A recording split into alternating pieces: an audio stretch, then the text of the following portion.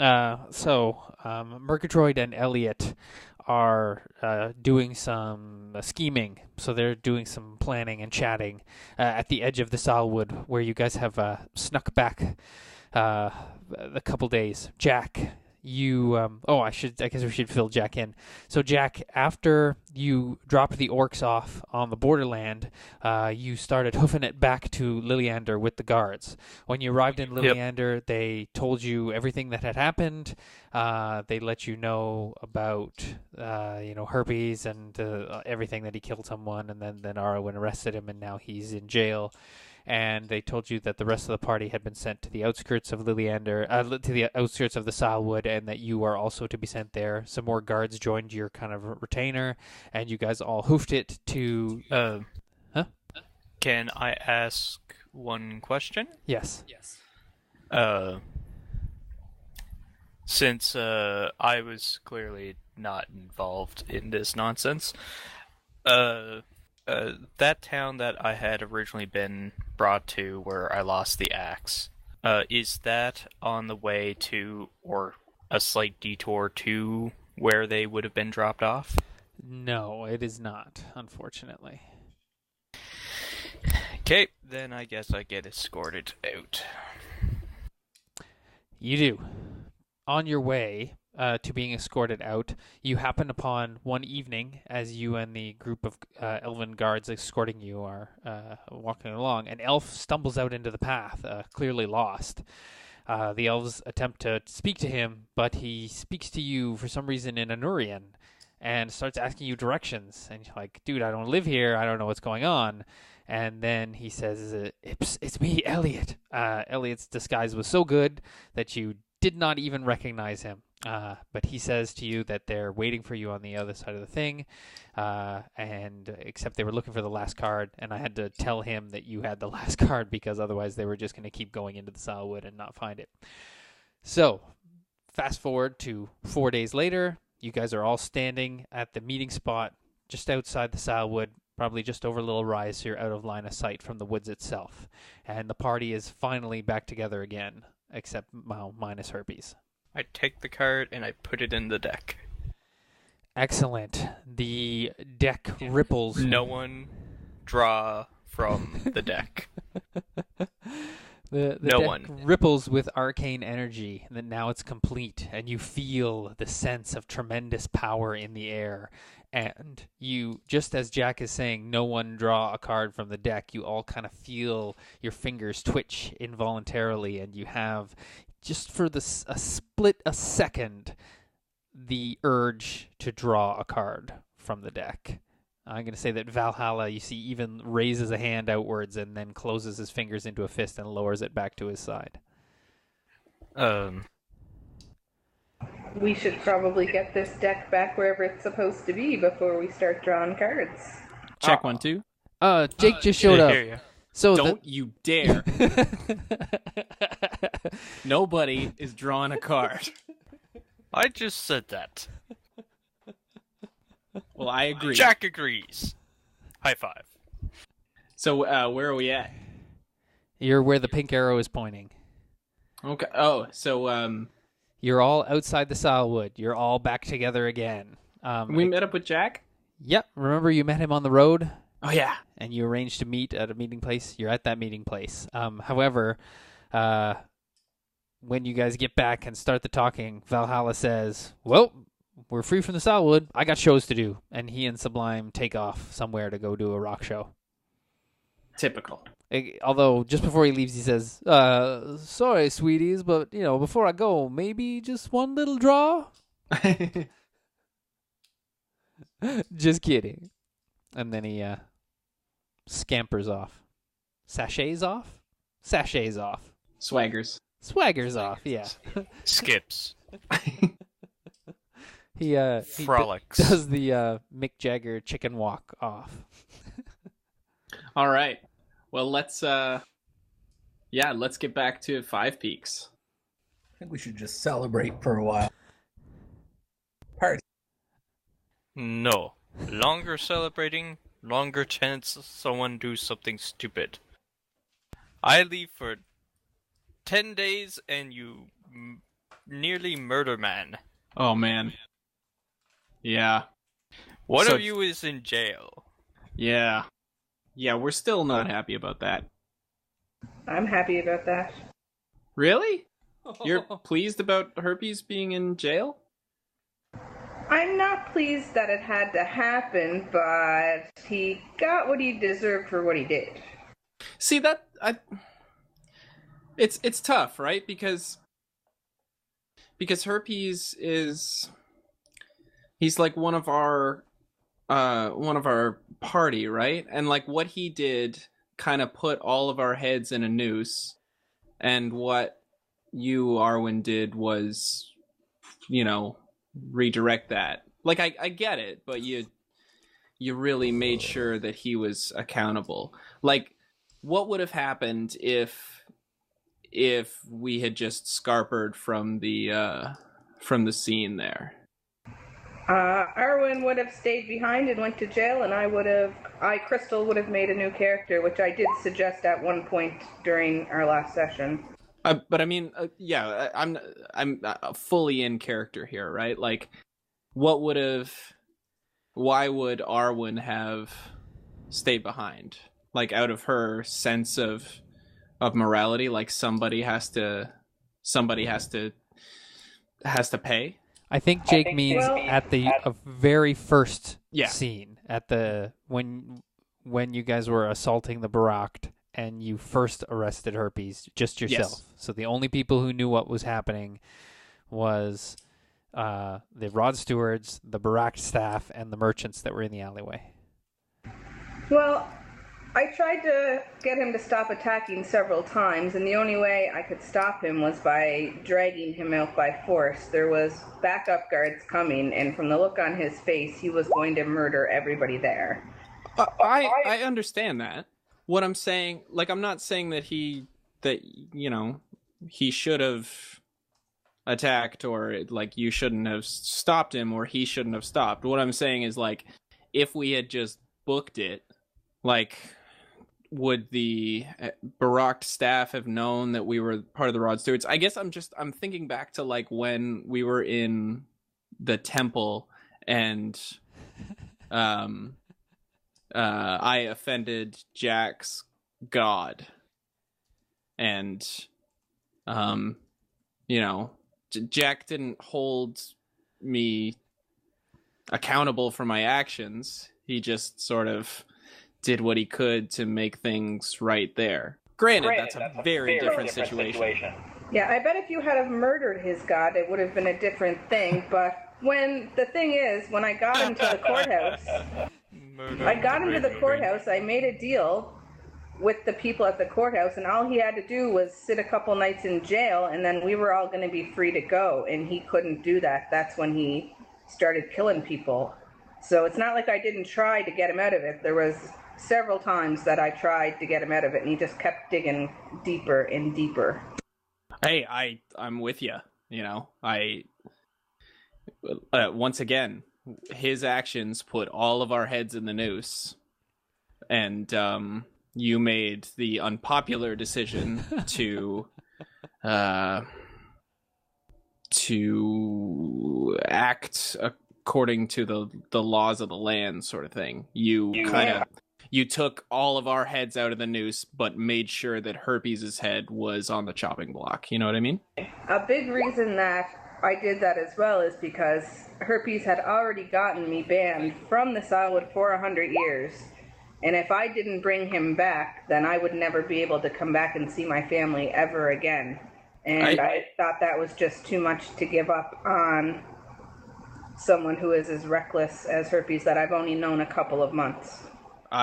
Again, I'm well into, I get it, right? Like, there's always penalties. There's always, what's the word I'm looking for? There's always ramifications to every action, especially to reckless ones that are poorly thought out. I guess it's just like, from looking at it as like from the kind of vigilante standpoint, it's like, at what point do we stop being a party? At what point are we keeping our priorities, the larger priorities, in the forefront, and where do our individual principles come up? Like, I'm thinking back to when the first time that we got these cards together, Vince died and Murgatroyd drew from the deck to revive him. Am I remembering that right? Yep. So, I mean, you know, like, yeah, once again, that's a situation of sacrificing our mission to favor the kind of the personal scruples of somebody. And I think in that instance, it was the right thing to do, because Vince has been with us for a long time, and it really set us back. But you know, it was the right thing to do, even if it was an unpopular decision. Much like how Arwen's decision was unpopular because it was such a hardship for the group, and it was really hard to justify if you care about Herpes' involvement with our group, which is a whole other issue that I don't want to get into right now. You know what I mean? It's hard. I do know what you mean, but I don't know what else I can say. Yeah, there isn't much else to say. We're just at an impasse, which is Elliot's interesting just worried character he's stuff. going to do something morally dubious in the very near future, and you're going to arrest him too. Not worried. I know it's going to happen.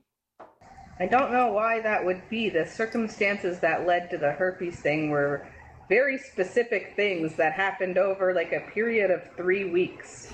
Yeah, no, right. This is what I'm saying is it was unexpected to us, and at least for Elliot, somebody who regularly breaks the law, he's wary about this new travel companion who's a paladin. I can understand that you would be worried. I mean, unless you're literally going around murdering her relatives and stuff, then you're probably going to be okay. It's not like Arwen doesn't break the law or anything, but it's never for like reasons like Johnny's other group. I wouldn't just go kill a bunch of people and steal their loot. Yeah, no, I mean, we're not traveling murder hobos, and you may not have been present. Elliot's first few interactions and ongoing interactions with both Jack and Hatim are very much like this. He gives a really hard time to people who are morally what's the word I'm looking for, Jack? Upstanding citizen? That's the one. It's not one word, but best I could think of. But really, I'm not that upstanding. Alright, well, as long as it's not personal, then that's fine, because it was sounding a bit personal. Well, it was kind of personal when it was like an interpersonal, like inter-party conflict, right? Like it really rocked the ship, and I think we're all still trying to figure out where the pieces have landed, and I'm excited to see where Jake's excited to see where this party dynamic goes. And Elliot's always been about if you're not causing a stir with him, then we're good. I just re-listened to the episode where we made a deal with a beholder, and I thought that was pretty telling about how we choose to talk before we jump into it. Yeah. Oh yeah. There's a beholder loose somewhere in the world. We'll deal Yeah, with I it. remember that. All right. So, do we have horses still, John? No, the elves took their horses back, so you guys are walking back to Winterhaven, which takes 6 days. So did Brutal. we go back to the place we came in? I'd like my armor back. Yes. So, Jack, what happened to you in the time since we lost you? It looked like you were getting along with the elves pretty well, which is weird. I talked to elves, I talked to orcs. I tried to learn the elf language. I found out I am too stupid. That's so that was a lot of wasted time. You learned a handful of words. Not enough to, but I did not learn as much as I wanted to really get into their books. But obviously I got card as well. I must have made impression with orcs because for some reason the orcs had the card. They hit it well. I don't know where they had it, so you might want to wash your hands. I already did that, but yeah. Gross. All right. Is this road traveled at all? Like, are there traders or anything that ride past here? Could we hop on the back of a wagon?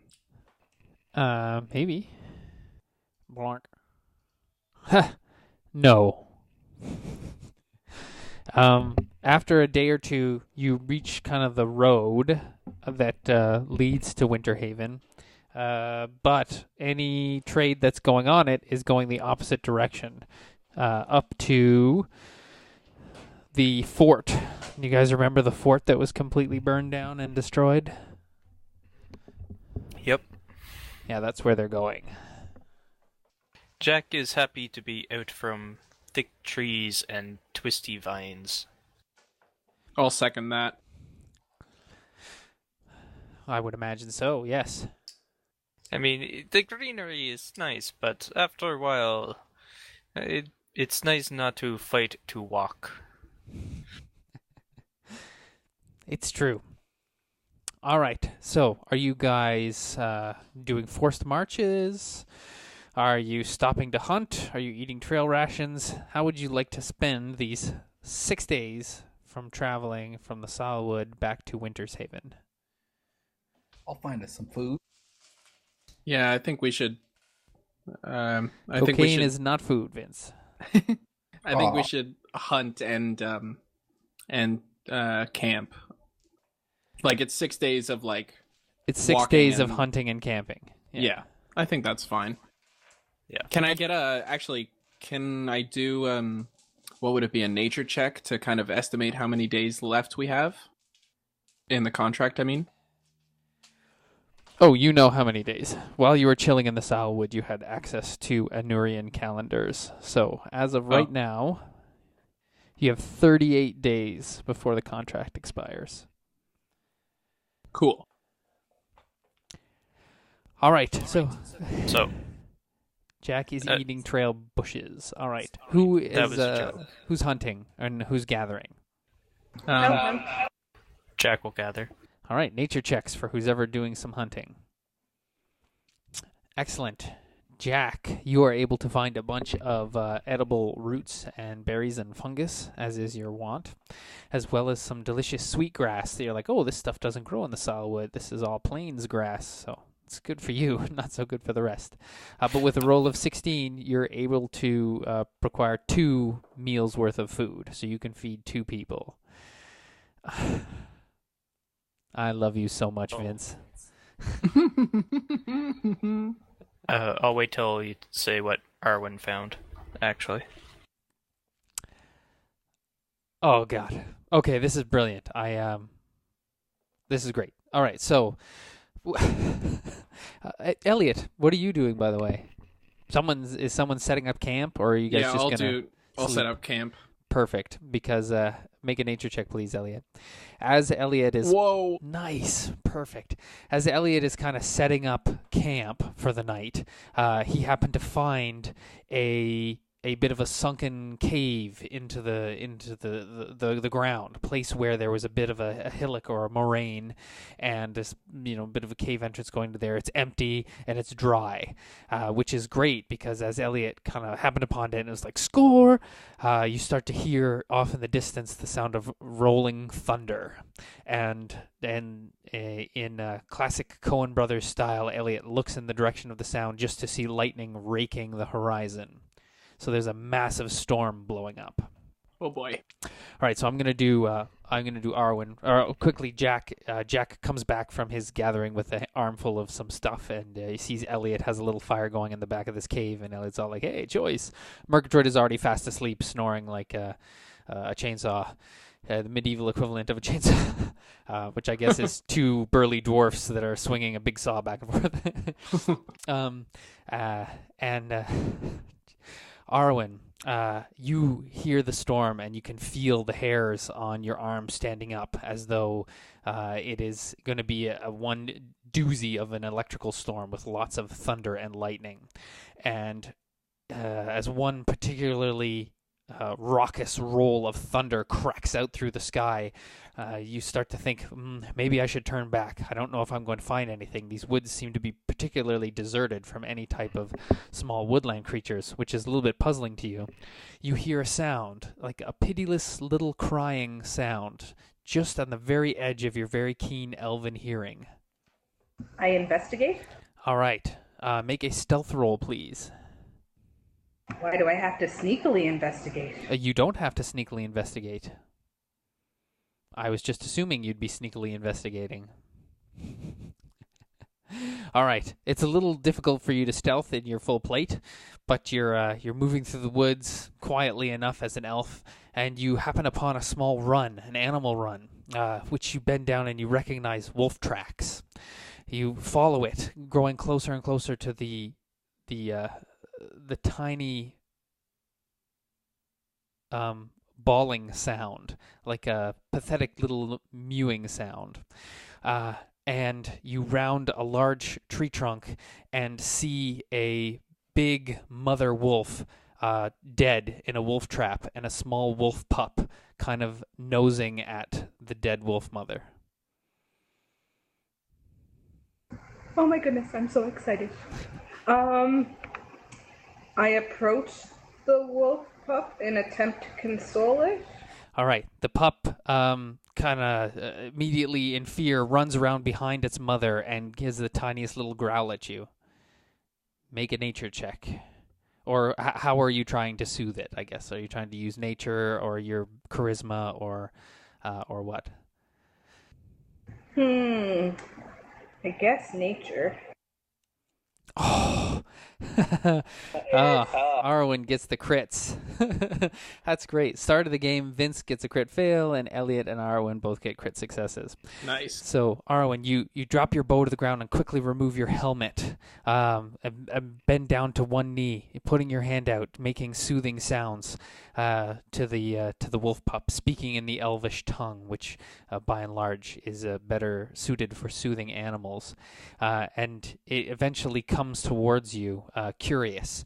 You dig out from your pack some of the elven sweetbread that your grandmother sent along with you, and you break off a little bit. The wolf sniffs at it and begins eating it from your hand. It allows you to gently start petting its head, and it takes to you. Nice. Awesome. So if it will allow me to, I guess I'm going to pick it up and get out of there before the storm comes. All right. Just as the first drops of rain start to land heavy and fat on the leaves, bending them before they tip over and dump their contents down the back of your neck and inside your armor, you scoop up the wolf in your arms, who protests a little bit at first, scampering and looking back towards the reclined figure of its dead mother, but you hold it close to your chest, grabbing your helmet and your bow, and head back towards the general direction of where Elliot said that they were building up shelter. So you have secured for yourself a Timberwolvian pup. However, you have to train it. So that's what we're going to go through now. Awesome. Over the next couple sessions, you'll be housebreaking a wolf pup. But your puppy. once it's trained, you will have successfully concluded your life goal. Awesome. And if I can get the party to not eat them, that'll be a bonus. It will be a real bonus. All right, Vince.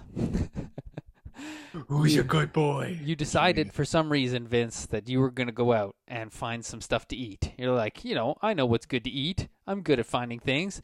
You take a little blast of cocaine from the bag and then cinch the cord up again and tuck it underneath because you sense incoming rain, and last thing you want is some soggy coke. So your mind buzzing and seeing the electric lightning of fireflies just kind of darting around in this insect swarm before a mighty storm comes, when the ozone is thick in the air and you have that tension and high electrical feel.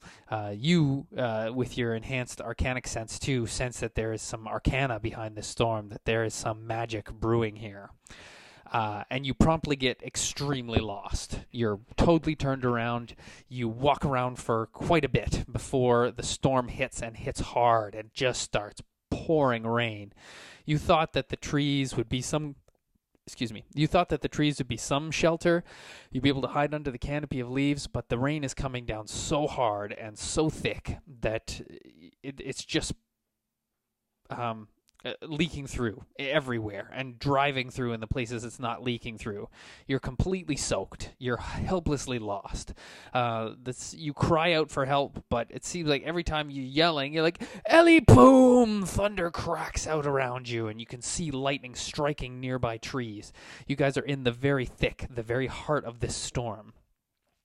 You step out into a clearing where you can see a circle of silver-capped mushrooms glowing with the slightest phosphorescent. The arcanic energy in the storm is drawn to this circle, this arcane place, this kind of fairy zone. And as you, with interest, take a step into the clearing to look, lightning streaks down from the sky and smashes the center of the circle. A huge crater explodes upwards. Red-hot dirt is sent flying into your face as you're knocked back onto your ass. You blink away the smoke and the caustic smell of burning earth and metal. Cough. Oh, God. This is the worst. Oh, Jesus. As the smoke begins to clear, you see something glowing, red hot and glowing in the middle of the crater. You crawl on your hands and knees through the muddy, squishy ground here that's been turned up, and you look down, and there, in the crater, is a boot. A gigantic metal boot. And it's red hot? Yeah, it's red hot. It's hissing as the rain is kind of slapping against it.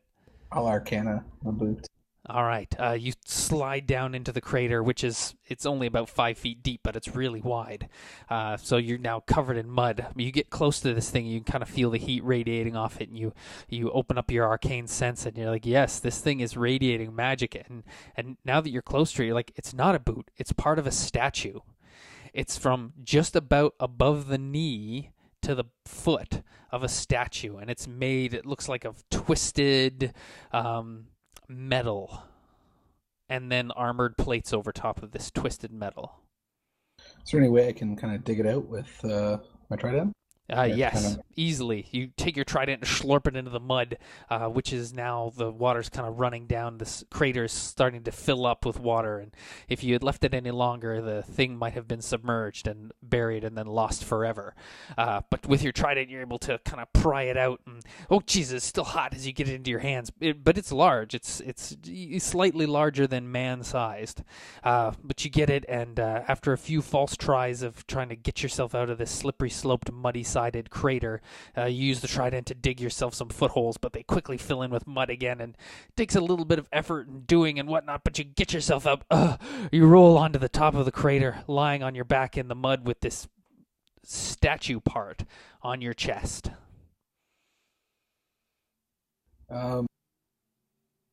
Yeah, can I tell with a history check or something of what kind of origin it might be? Maybe. Make a history check. Oh, good roll. So you drag yourself under the boughs of a large leafed tree on the end of this thing, so that just the sheer force of the driving water splattering up off of the ground around you isn't stinging in your eyes. You wipe yourself down on the edge of your cloak and realize that you're just smearing more mud onto your face. So you scoop your hands under a leaf as it droops and splash water to clear the mud and grit from your eyes. And you hold this thing up and let the water trickle off it, and it's amazing. The craftsmanship is unlike anything you've ever seen before. It's incredibly solidly built, and as you're kind of holding it, you realize that it actually articulates. So it's like the ankle joint moves, and the foot, which ends in two large flat toes, the toes move up and down. And you're like, I'm pretty sure that the knee joint, you kind of muscle it out a little bit and, put your weight on it. And it's tough because, it doesn't want to move, but you like, yeah, the knee joint moves a little bit too. Whoever carved this is incredible. And you're not sure what is inside the statue, but it's like some kind of twisted metal cord. But it's not a metal you're really familiar with. Can I start hauling it out? No, it's in there really solid. You'd need some tools, or you need to hack the shit out of it with your pickaxe to disassemble it. Not pickaxe, trident to disassemble it. Is it small enough to fit in like my adventurer's pack? It's small enough to fit in your bag of holding with the cocaine. Oh, well, yeah. Okay. I'll do that. I'll put it in there. It's soaking wet, though, so it's immediately just going to get caked in cocaine. That's fine. All right. That'll be sweet. Are those mushrooms still there as well? No, completely obliterated. All right. I'm going to try to do like another nature check to try to figure out where everybody is. It's okay. So after walking back a little bit, so the rest of the group, after Vince has been gone in the storm for over an hour, you all start to maybe get a little worried. It's raining really hard out there. Fortunately, the shape of this cave means that there's no water actually draining down to where you guys are sleeping. A critical success by Elliot on his nature check means that this campsite is the shit. You start going to the entrance of the campsite, especially Murgatroyd, when you wake him up and tell him Vince is missing. And he starts yelling out into the storm Vince's name. And it's not too long, maybe another hour or so before you get a reply. Vince, you hear Murgatroyd calling you in the distance and head towards the sound of his voice. And the two of you reunite. And there's some joyful hugging as you guys meet at the entrance to the cave. The two of you absolutely sopping wet at this point. And you come back and kind of step over everybody's blankets and stuff, dripping water everywhere as you get back into the campsite. Did any of you bring back meat? No, but I got a sweet boot. I'll haul out the boot covered in coke. I did, but we can't eat it. I'm sorry. That will not go well with the stew. I'll put down some like cloth or something by the fire, Okay. and set the boot beside it to kind of try to dry off some of the coke. Okay, excellent. I can share my bread to dip in your stew. I'll take some bread and dip it in the coke. Smear a little Coke paste on that bread. Yep. Excellent. So this boot, did the lightning strike blow it off of like a statue? Like, are we to after Vince relays the information to us, should we be of the impression that this was a statue that was blown apart by lightning where Vince found it? You did not see any other signs of anything like this out there, Vince. Yeah, it was all that was there, and I mean the hole that was in was pretty muddy, and it all filled up pretty quick. It's a shame we don't have Tim to do a history check on it. Does the like fashion of the boot say anything? Does it look like dwarven or human or elven? It looks like maybe dwarven. It's closer to an armored boot, like a piece of a suit of full plate mail armor boot, but full. All right, so it's yeah. So if you took like an armored full plate boot with the shin guard and the toe guard and everything like that, except where the toe guard kind of goes and splits into two, like the ninja boots or Ninja Turtles feet. And then inside, where a foot would go, is all these tightly coiled and bundled metal wires of some type, and they all come and meet at what looks like some type of socket. Right, Elliot, you've done enough thievery and picking locks. You're like, this looks like a locking mechanism, like a BNC locker. You're like, you clear away some of the mud and coke, and you're like, yeah, look, a pin goes in here, and then you twist and lock it into place. Huh. Can I attach it to my trident? You stick the end of your trident into the socket, and it doesn't lock into place, but you can like lift the trident up, and it's got the heavy boot on the end, which is pretty damn heavy actually. The thing, let's see, how much would it weigh? It probably weighs about 60 pounds. Oh shit! It weighs 1/10 of an IG-88. Or what's the walking thing from RoboCop? Ed 209. Ed 209. Is that's our next boss fight, John? Maybe. Or Well, maybe I this- just One watched legged the Sylvester 209. Stallone Judge Dredd, and it's an ABC robot. Right. Well, this is cool, Vince. And Arwen, I'm glad that we found a puppy. What does it need to? Do we know, like from nature checks, what it's gonna need to eat, and whether or not how fast it's gonna mature, and whether or not it's gonna try and eat us? Yeah, you can make a nature check. I'm sure that I can train it not to eat us. Here's hope. It could be a You're good like, hunter, though. I don't know, milk? Don't they, like, mammals, don't we eat milk? So it'd be like suckling milk? Maybe it eats small rodents? I don't know. I'm sorry, Jack, what was that history check for? Identifying the boot? Yep. You have never seen anything like this before. Ever. Did anyone Arcana check it? I think it is. Yeah, you did. It is, it has latent magic in it, but, as far as, like, it's not exuding any magic. But Can I arcana some magic into it? you and can maybe try, yeah. What kind of magic would you magic. like to cast into this thing? Just- Eldritch. You just want to focus some of your magical energy into it? Sure. Excellent. So Vince is sitting there, and he begins casting some of his spells and redirecting his warlock energy down into the boot, like into the collar of the thing. And yeah, Vince, you try a couple spells, and then you try one, and the magical energy enters the socket and goes along some of the wires, which constrict and causes the ankle to flex. Hot damn, guys! Did you see that? Did that thing just move? What about Murgatroyd? Could he like check what type of metal it is? Maybe that'd tell us something. It will, because Murgatroyd checks it out, and he says that he's never seen any type of metal like this before. He says it's an alloy for sure, but it's not an alloy that he's familiar with. I'll tell him to dig it out and like hollow it out so he can have a magic boot. Is it perhaps a mechanical statue? Like a puppet? Or Maybe. I'll ask Murgatroyd if he's ever heard of like dwarven, statues that are animatronic or clockwork or whatever. He says, no, maybe. There's some guys who've been trying, some dwarves who've been trying, but this is nothing like this.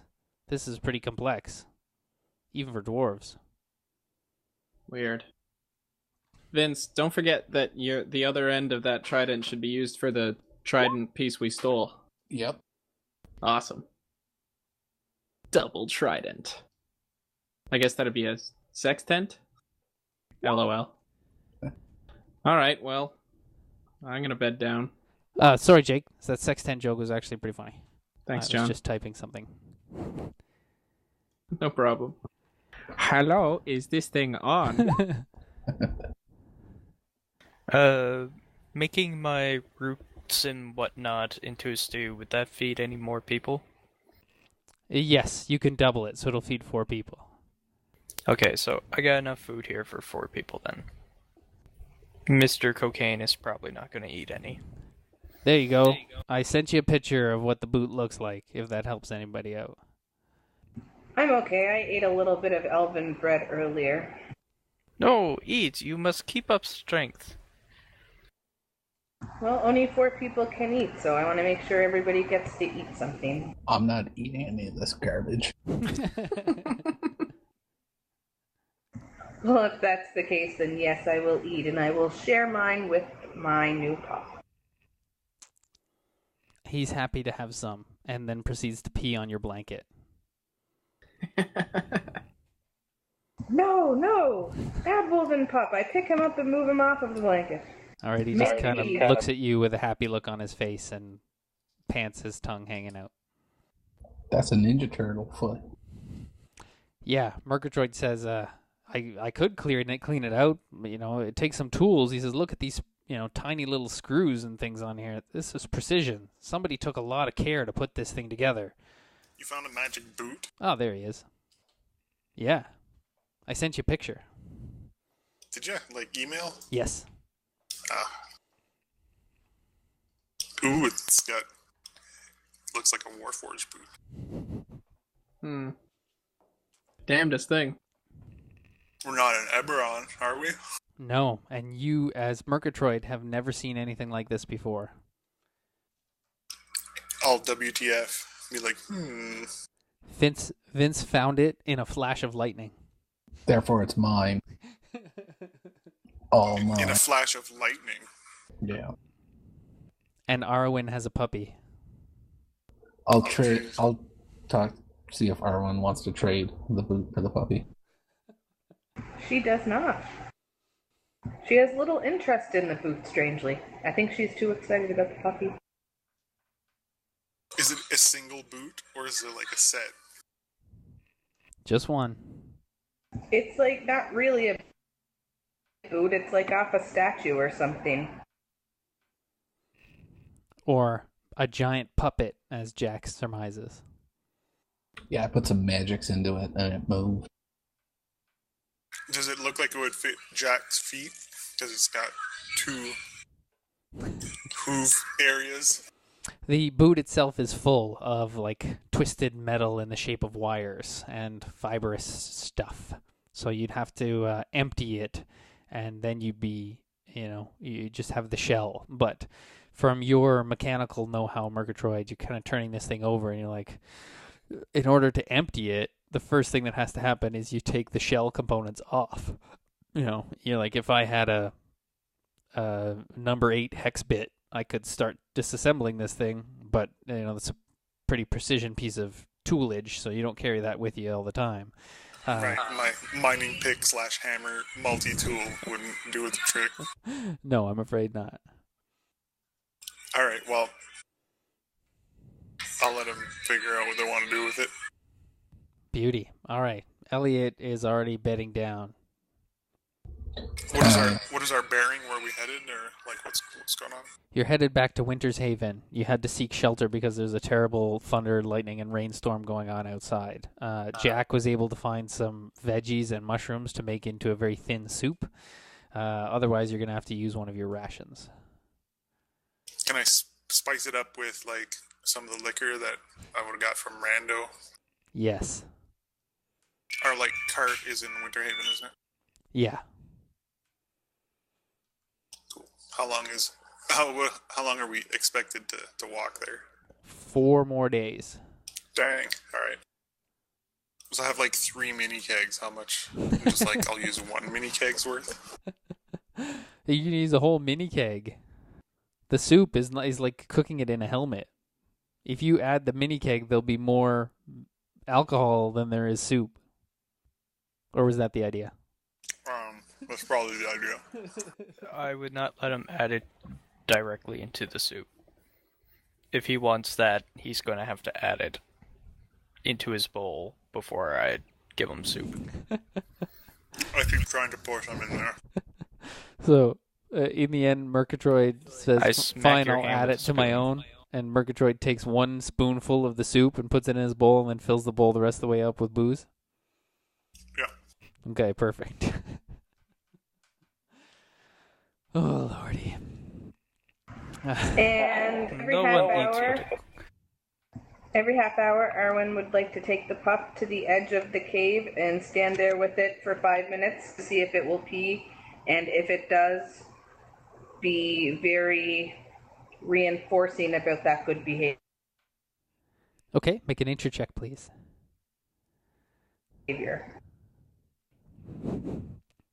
Unfortunately, the pup just doesn't seem to get it. That's okay, there's a learning curve. Do you let the pup drink beer from the doggy bowl? No. It really wants to. One lick. All right. Enabler. That puppy is wasted, son. All right. Eventually, you all sack out. Now, because of the absolute choiceness of this particular camping ground, you are all going to regain at least one bonus healing surge. So you can all make an endurance check, DC 13. You all know the score by now.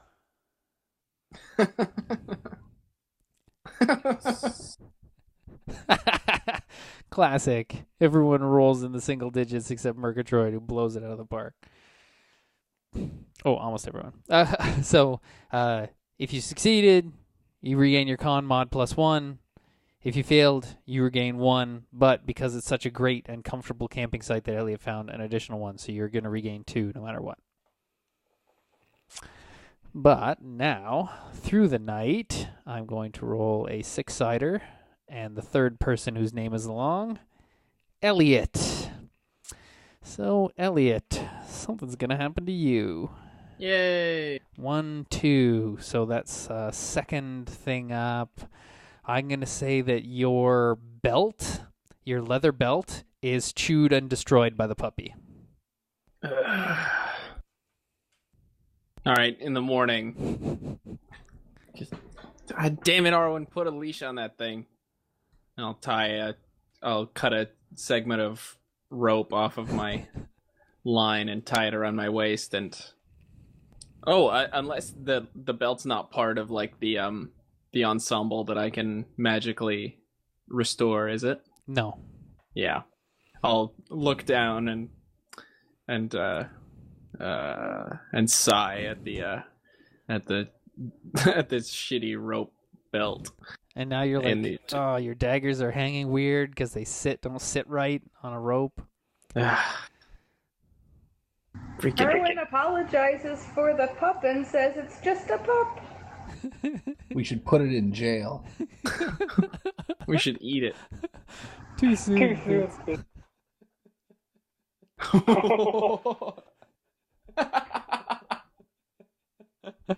Too soon. And then she does scold the pup, but in a loving way. But sternly. Spoiled.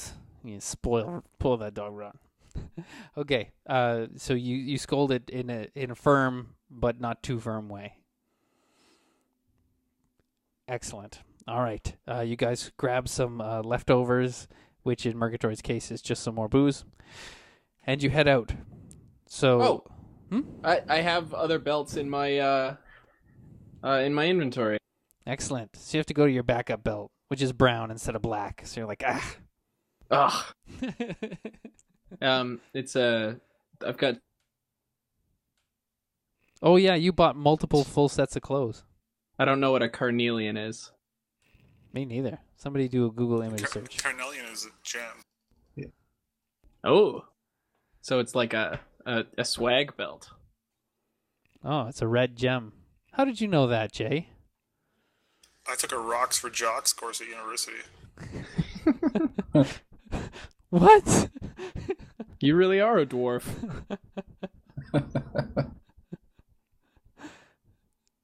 That's awesome. That's a real course? Well, I mean, it was called Geology 101 or something. Oh, that's pretty good. Ooh, there's one here. that's been carved into a skull. Is that what mine is like? It is now. Awesome. I'll send you the image once it loads. I only knew what it was from World of Warcraft. Nice. Nerd. There's actually a couple of items here that while we're traveling would be nice to kind of know what they are, and I'll ask our party magic users and everything, because I couldn't find anything Googling for it, or I found things from like 2nd edition and I don't think they're relevant. A Phantom Steed scroll and a Wyvern Watch scroll and a Fey Passage scroll and Trackless Ashes and Vision Sand. I don't know what any of those are. Me neither. Where do we get those? Vision sand has got to be like Pocket Sand 2.0. You throw it into people's eyes. They were probably in some randomly generated horde, eh? Yeah, we got it from the fight with the big corpse monster pile. Ah, yeah. Okay. Remind me in an email, and I'll make up what they do. Sure. Because they probably are 2nd edition randomly generated treasure. Okay. So I'll have to go through the 2nd edition DMG, just like I did with the harp for Valhalla, and turn it into a 4th ed thing. Cool. All right. So the next couple days, you guys similarly do. Just to expedite things, we will say that you make successful camping and hunting rolls, so you don't have to use up any more of your rations. And on the 5th day, you arrive at Winterhaven. All of you, once again now, a little road weary and dirty because of the torrential downpour from that rain and the grayness of the next couple of days. You're all kind of caked in mud and just sloppy, except Elliot, who can make his clothes clean, but his boots are all muddy. And I bet at least 2 or 3 of our items now stink of dog pee. Oh, yeah, thanks for reminding me. Every night I roll another d6. Do I get to do some nightly training to counter these attacks? Eventually. Oops, I rolled 4d20 instead of d6s. So, number 4, 1, 2, 3, 4. Jack, Arwen, and Elliot. Oh, again. So, yeah, Jack, you wake up one morning, Jack, to find the wolf pup is chewing on one of your horns. So now you have an asymmetrical set of horns. They grow back. And the next thing is Normally I have to follow them. Is a foot item, but you don't wear feet items, do you? So I'll say the dog peed on you. And then Peed on my foot. Peed on your foot, yeah. Arwen, it's a foot item, so one of your boots has been chewed by the dog. And Elliot, it's a head thing. Did you have any fancy hats, Elliot? Maybe. Okay. I've got a crown. You have a crown? All right. The dog chewed the crap out of the crown. So it's like now all like the fancy ornamentation is bent. A bunch of the gemstones got popped out, and maybe one is even missing. So you've been like looking through the dog's crap to see if it's going to poop out this gemstone. Shit, that's the crown. That's a quest item. It's for the whatever family. I am very upset about this. Does the dog have a name yet? If not, I'll go like shithead or something. I haven't come up with one yet, but I will. I will get the dog under control. It's not a dog, it's a wolf. How about Ein? Also, I am going to verbally discipline the dog. Excellent. Make a nature check, please. I'd like to do something after I discover the dog has peed on my foot as well. All right. Dog. What would you like to do, Jack? I'm going to take the dog, I'm going to lift it up, shove its nose by my foot where it peed, and say, bad, and imply bad things. And then I'm going to take the dog a little ways from our campsite, stick its nose near the ground, and go, good, imply good things. Arwen allows it as long as you don't physically harm the wolf. No, just intimidate and encourage. Okay, excellent. So with that little bit of reinforcement and with Arwen's successful nature check, the dog will now be more likely to pee and poo away from the party. That's actually how you train a dog. What, you don't smack its nose with a newspaper? No, not unless you want a mean dog. Yeah, unless you're Michael Vick. Just joking. I'll give the section of rope I cut off to Arwen and say, play with it with this so it stops biting our shit. Will do. There will be routine dog playtimes. I think it just needs a little more exercise. I'll take it on longer walks before it sleeps. Nice. Longer, all you guys do is walk. Yeah, but sometimes he gets tired and I pick him up.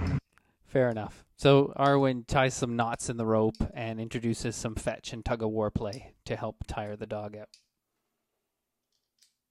And give it something that it knows it's allowed to chew. Of course, we all know it's gonna get up to problems. Freaking dogs.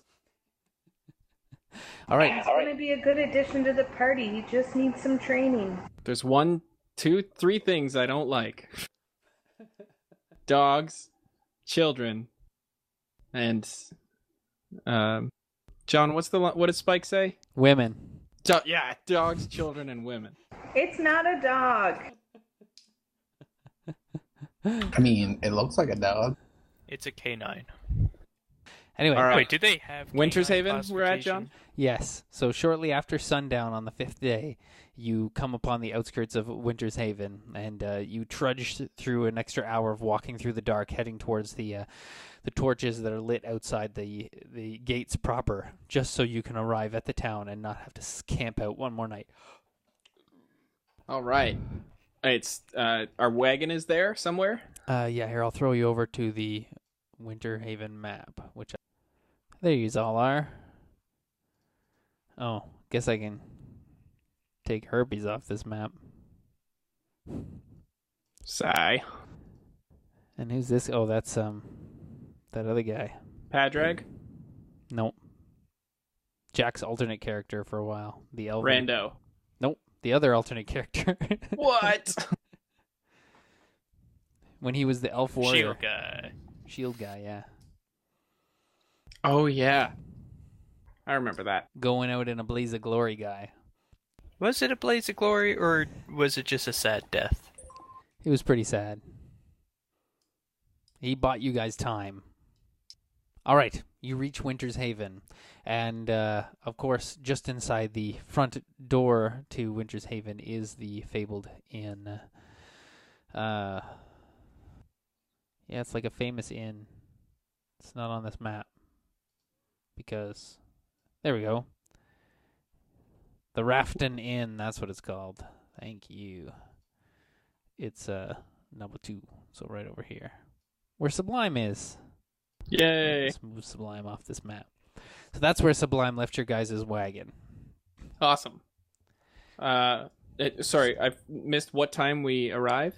It's after dark. It's well after dark now. Okay. I guess just roll into the inn and get a room. All right. Who's ever on night duty there is surprised to see you. There's, it's not after midnight yet, so there are still some locals in there enjoying a drink and stuff by the fire. There is, however, no music, so there's just some chatting and maybe a little bit of game playing. They would probably... How long have we been gone? Like a month? Yeah, long ass time since you guys have been in Winterhaven. It's We been left- a few months at least. Huh. We did leave on really good terms, though. We had a massive party here last time. That's true. And we spent a pile of cash. Yeah. You guys must have just listened to that podcast, did you? No, I just remember us spending a pile of cash. Yeah, I haven't gotten to there yet. Oh. Okay. So, yeah, to roll up to the inn, and hopefully they remember us, and will give us a discount on the room. Ha ha ha ha. Very funny. They do remember Ouch. you.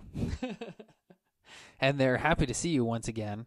If you ask for a discount, the night guy's like, oh, he says, I can't really authorize that. I'm just the night guy. You'll have to actually talk to the owner. So you could see her in the morning, but I can definitely check you guys into some rooms for the night.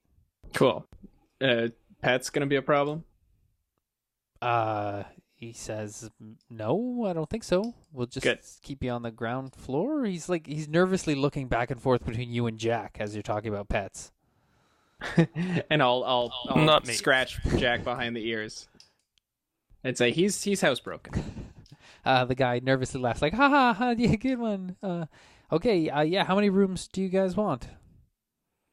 I don't know. How many do we normally get? Like 2? Are they like in the past we've like doubled and tripled up? How Yeah, big are but the rooms? You guys have just spent 5 nights listening to Murgatroyd snoring. Do you want a break from that? Jack is used to dwarven snores. Elliot's too nervous about the possessions to have his own room. So he'll double up with somebody. So Jack and Vince and Murgatroyd in one room, and Elliot and Arwen and the puppy in the other. Oh man, I do not want. All right, if I'll sleep in my own room if it means I'm not with the dog, and I'll keep my kit like tied to my wrist under the covers with me. That sounds like an incredibly uncomfortable night's sleep. Oh well. Do you know what we're carrying? A deck of many things? Yeah. So because you guys are, a little road weary, but you weren't rushing it, you were just kind of going as a regular pace. You haven't really lost any healing surges, so you're probably all at full. Yep. So, the uncomfortable night's sleep, it just means you're maybe a little stiff at first, but once you have a little stretch and have some breakfast, you'll be good to go. Okay. I'm not even going to make... I suppose you guys should all roll an endurance check, and if you crit fail, you have an awful night's sleep. 20 on a 5. Jesus. Those are some deadly low rolls. It's a good thing you guys have been traveling at a good pace. All right. So, yeah, you're all good. You wake up the next morning to the sound of the church bells ringing out. Okay, I'll ask the innkeeper if there's anywhere here that deals in like foreign like specialty foods.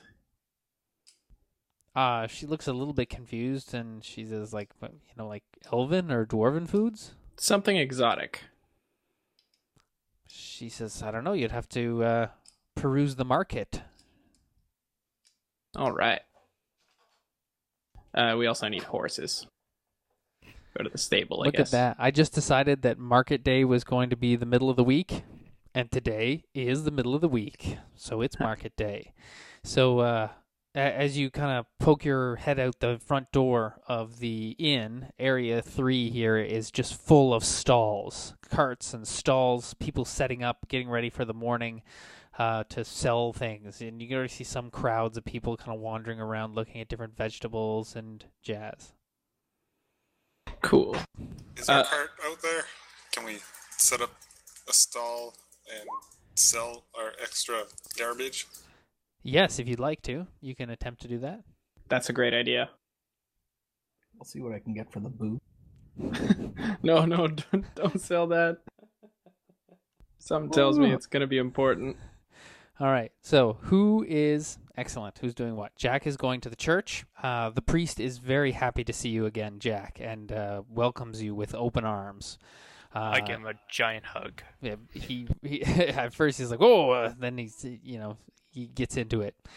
He wants to hear all about your adventures and the things that you've done. He brews up some nice, hot, very strong black tea for you guys to share as you swap notes and chit chat. Elliot, you're going to do some shopping. Murgatroyd and Vince, you guys are manning the cart trying to sell your stuff? Yeah. I'll be the enforcer, and Vince is probably more charisma worthy. Can you guys, if I drop some line items into the group inventory, can you sell them for a ton of money? Yeah, just fire them like at the bottom. I'm gonna cut and paste all the stuff I want to sell. Beauty. And Arwen, you're just spending some time with your pooch. You're gonna take him around, trying to work on some like follow training. Yeah, if I'm not needed for anything, I'd like to take the wolf outside around into like the wooded areas and maybe do some training with them and stuff. Excellent. Make a nature check for me, please. That's good. So yes, you spend the day training the dog, and he's making progress.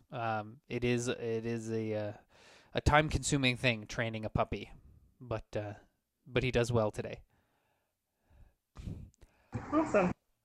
All right. Jay's working on that thing, so Elliot, we'll do you.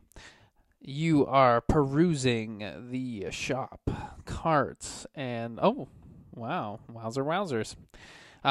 You are able to find, I guess it's rare, but not the rarest.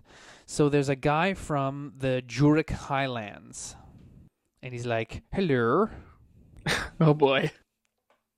What do you got? What would you be looking for? Looking to eat something exotic, something I've never tried before. Well, you have come to the right place. He gestures to some salted fish from the northern coast that you're not used to, and he describes that they're pickled in a certain way and smoked, and some of them are left buried under some soft peat to mature before they're salted and dried. He also shows you some venison and some meats that have been done in the same way, and some interesting like baked goods, like hearty hardtack scone type of things, but flavored with a flavor that you're unaccustomed to. And he says this is the sugar from the trees in the Jurek Highlands. Cool. Very sweet. Is it all like cured stuff? Like it'll keep as for at least some time of traveling? Yes. He also has some hard cheeses of which you're not familiar. And he said, this cheese made from gut. Oh, right. Guts. Yes. This is what I said. Okay. Snap. I'll spend like, I don't know, how much for like a day's worth of rations? It'll be twice the amount of listed price for a day's rations. So I think you get like, in the Adventurers kit, you get 10 days of rations for 2 gold or something? Yeah. All right, so it'd be like a gold for a day's worth of food. Well, I will get, I don't know, if I get like 30 days, is that like that? I guess that's a ludicrous amount of food. Yeah, I'll get like, if you buy that much from him, he will throw in a bottle of hooch. yeah, let's do that. All right. He's like, this is made from you say the apple of the ground, potato. Oh, it's vodka. Cool. So, sorry that I'm just doing quick math. That's 60 gold. You're gonna spend 30 gold. Yeah. Yeah, so it's 30 gold's worth. Cool. So that's 30 days worth of food. Yeah, I'll disperse it around 30 meals, 30 units of rations is how the rations actually work. Which will be 6 days of traveling with our current party. Oh, we lost Vinz. I'm still here. Oh, you're just not in the roll 20. No. How? Yes. Okay. Yes. So when you purchase a day's worth of rations, it's 3 meals, and you've just purchased 30 days worth of rations at 3 meals. So to feed 5 people. 5 days for 5 people for 6 days. Yes. Yeah, you're right. Your math was right. Sorry. Numbers in the brain. Yes, and now this bottle of like potato vodka, which has been sweetened with the tree sap, which of course is maple. Ah. I didn't get that was a Canadian accent. Oh yes, buddy. Cool. Yeah, I'd also like to geez, I don't remember if there was an adventuring shop here. Oh, there is. Oh yeah, then definitely want to stock up on healing potions and all that kind of stuff. All right.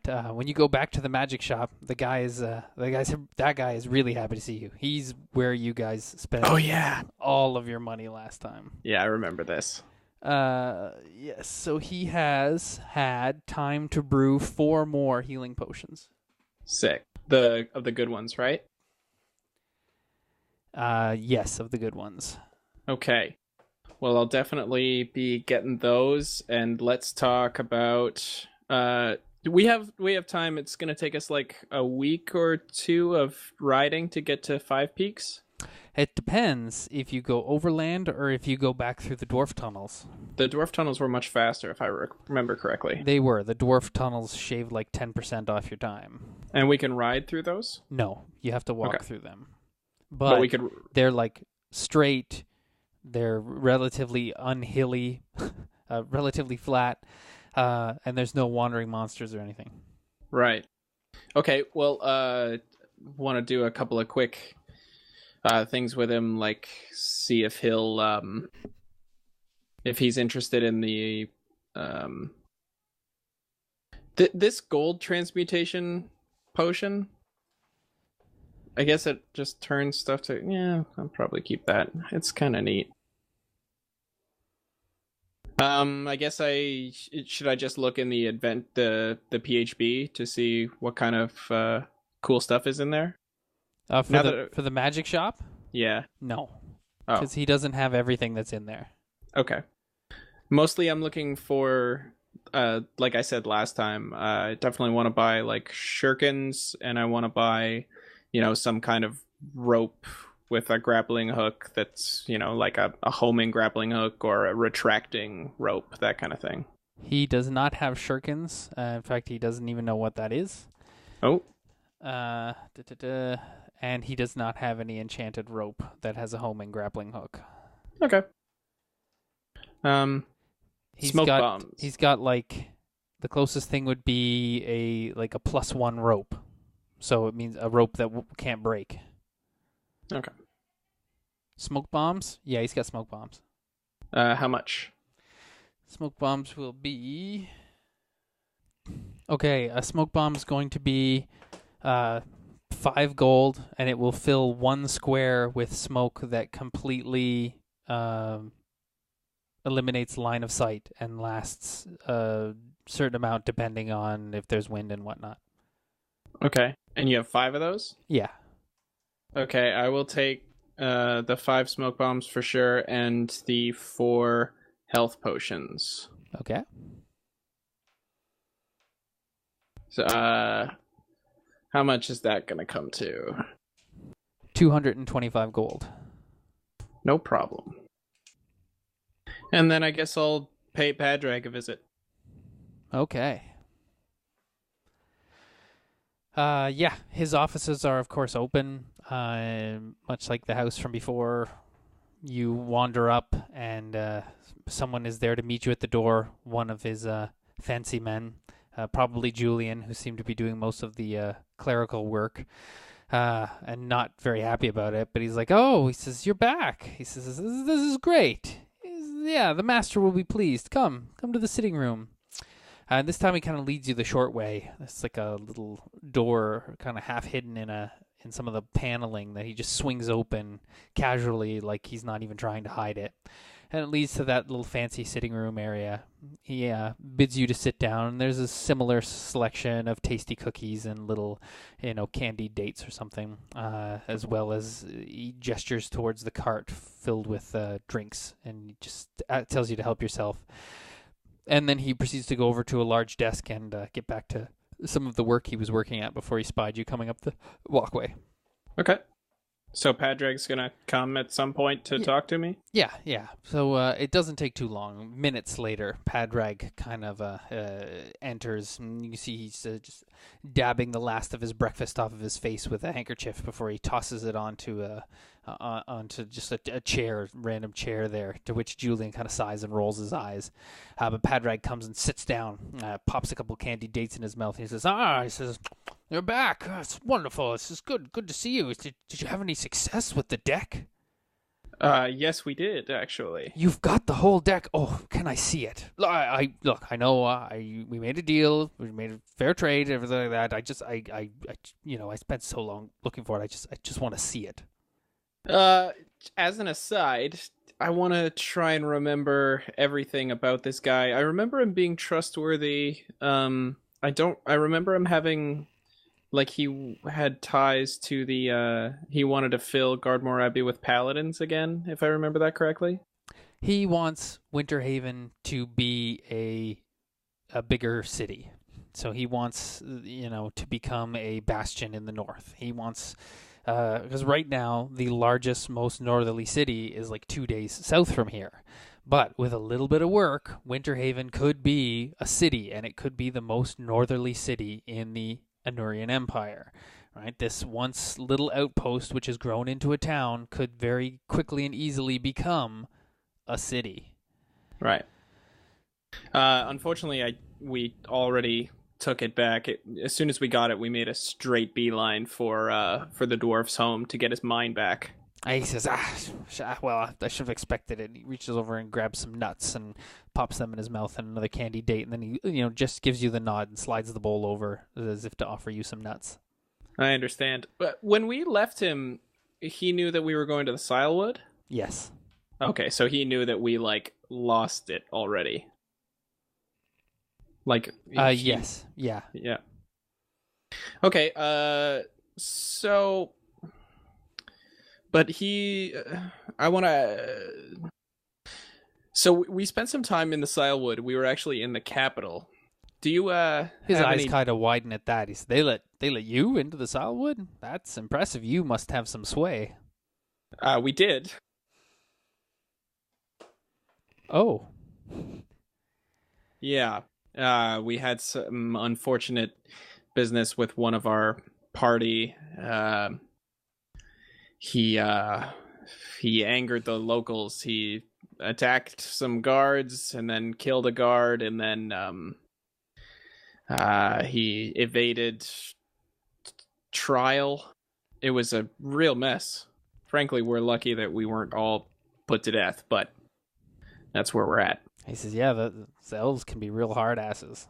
Yeah, so we had to get out. But you've never had any dealings with any of the the Baracht family, say? He looks genuinely puzzled, and he says, I don't recognize that name. I see. He says, I'm hoping to open up some trade with the elves. So, if it's all the same to you, it would be great if you didn't mention my name and that, we know each other. With who? With any elves. If you guys left there in a bad way, I don't necessarily want it to be known that, we hang out. No, we're not,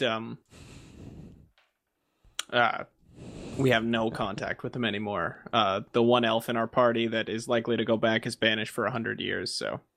He says, that's, I guess, for elves. That's like a year for us or something, right? No biggie. Yeah. Still. Anyways.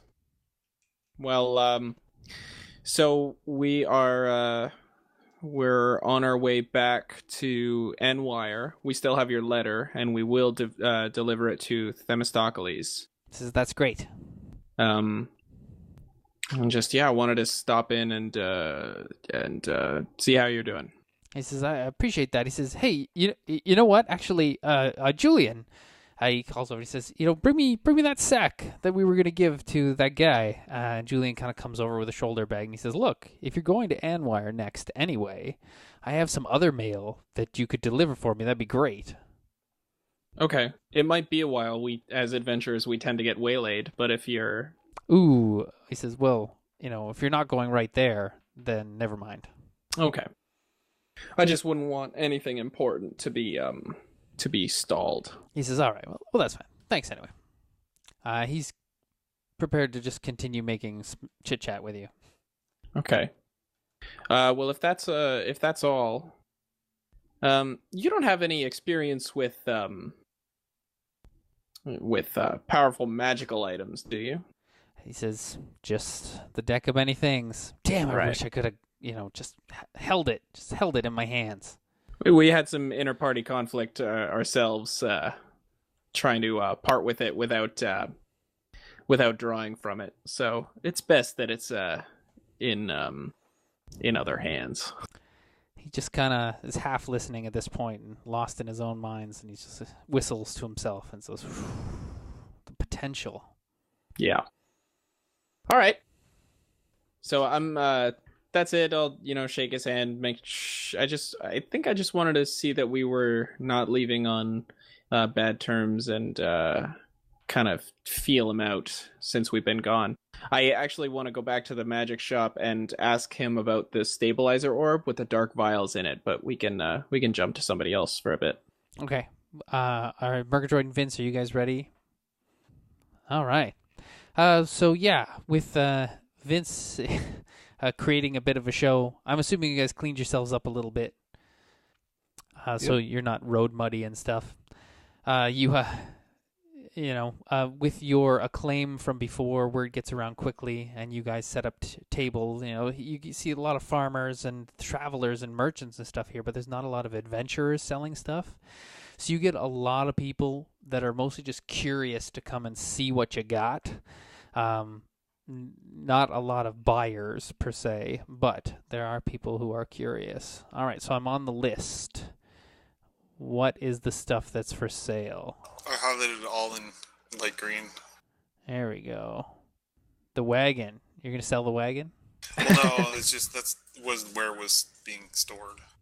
If it was on our person or on the wagon or whatever. I get it. All right, nobody's really interested in buying orc boots. The scale armor. Someone will buy that, though. What if can we make a roll to try and amp up the orc boots? Like, convince where, like in yellow I highlighted we have a gold ring that helps at haggling or something. So we could put that on him and get him to like auctioneer style, peddle the wares. Be like, maybe he can shyster someone in picking up some orc boots. Oh, that's excellent. I forgot about that ring. So yes, with that ring on, Vince can make a diplomacy check or a bluff check, whichever one you'd prefer. Diplomacy. Do we get the +2 from the ring? With Yes. Bluff? Yeah, you'll get it. Does it give it? Or just diplomacy? No, it's only to diplomacy. So if you want to use the ring's power, you have to make a diplomacy roll. But the diplomacy is going to be the lower DC anyway. It's diplomacy. You get a bit of a crowd around, and when you start to talk about these boots as being boots, orc boots from the battle that just took place in the Salwood, which news has reached here, everything like that, you get some of the weird kind of memorabilia collectors who are willing to pay you a gold each per boot. Any military collectors? Yeah, that's what you're getting here, military collectors. Cool. I'm just gonna keep tabs of the monies on the furthest column. Then we'll total it up. Excellent. So, the suit of scale mail armor. Starting to get too dark in this room. Someone's willing to. You auction it off, and the highest it goes is 30 gold. Okay. A light shield. You auction that guy off, and Vince lays it on nice and thick, and you're able to get 4 gold for the light shield. The scimitar. Did that scimitar... Was that Dante's? I don't know where we got it. Something tells me Dante used to have a scimitar as his weapon. I think it was one we just picked up. Because I seem to recall us picking up a scimitar from an orc at some point. We didn't get to go loot Dante. He fell and got stabbed and had that's right. acid on him. He got like pummeled by orcs. And Oh, you did loot herpes though. Although Dave didn't give me he said everything is on the on this sheet. Everything of herpes would be in the group inventory. Apart from he had like a +1 mace. And I don't see anything that says herpes here. Yeah, there's absolutely nothing. Okay. Well, I'll make up whatever Herpes had on him. I don't imagine it's a big deal. So you got 8 gold for the scimitar. We'll say that these gems are able to sell off to collector for a total of 50 gold for the gems. You're going to sell that mithril and gold vase. Yeah, I mean, unless it's like, can we extract the mithril and still sell the vase? No, you'd have to smash the vase. We might be better off selling that one in a larger city. Is it something that would fetch significantly more out there? Oh yeah, if you actually found a collector and sold it, because right now you're selling it just to these people, so All right, well, I'll bait them with the vase and then put it away, and then we'll sell the other stuff. I'll just Or just never put it up for auction. That's mean. It's cold-blooded, you guys. All right, so all these gems and stuff here. I don't have a calculator, so I'm going to say that if you're just writing all this down, you're able to sell the gems for 100 gold, 100 gold, 150 gold, 130 gold. The ivory drinking horn you're able to sell for 250 gold.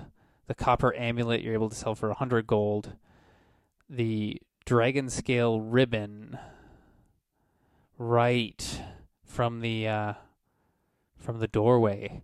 Yeah, that one is highly prized. The bidding. So when you take away the vase, they're bummed, but you end up finishing the bidding with that dragon scale ribbon, and you end up getting 500 gold for it. The leather belt with the carnelian, is that the one that Elliot is wearing, or did he have 2? I'm wearing the silver belt buckle one.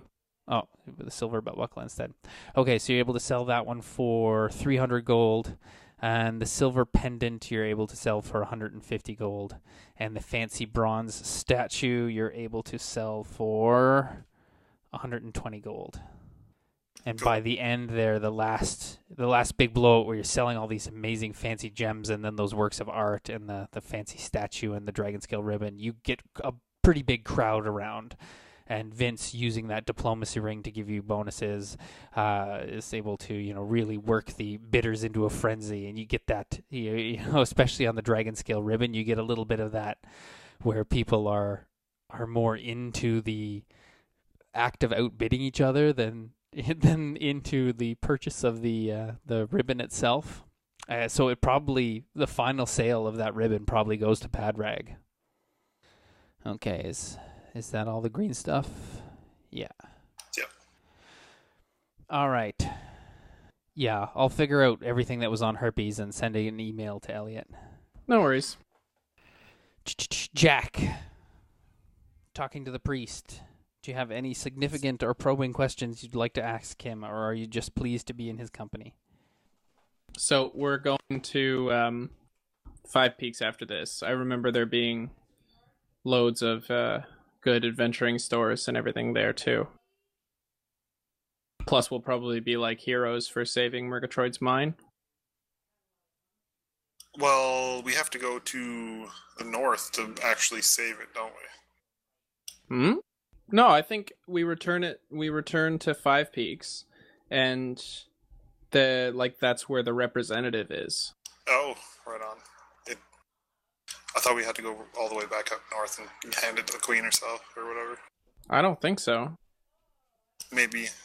Now that you mentioned representatives, it seems to ring a bell. Because that's where we got the mission, right? It was in 5 Peaks. Jeez, I really hope we don't have to go all the way up north. Yeah. I just want to go back to Lufa. Hang out in all the hot springs. Yeah. Hey, you got all the money tallied from that last one? Yeah. Awesome. I've added it. It was 2,184. Are you just adding it to the we have a bank tally that's separate from our group fund? Yeah, we do. They'll have one near the top that says 800 gold from the beholder, and then plus 36 silver, and then I had it also 2,100, just because we haven't been to a city that was large enough to actually put it in our... Right. I don't know if there is one in this place. If there is, then we can add it to the actual total. I kind of hope John's not listening, because I am traveling with a ludicrous amount of money right now. Nice. Like, it's frankly obscene. Damn it. Is there a Anwar just put Bank my headphones ATM back here? Is there what? An Anwar Bank ATM? No, No. there is not. There's a guy with a handcart who says, "Yes, I'm an NY Bank ATM. Feel free to make a deposit with me." Insight. Contest of your insight versus his bluff. I rolled 50. Damn it. You rolled a rolling 1. Good one. Jack has questions. All right, fire or, away, Jack. Musings.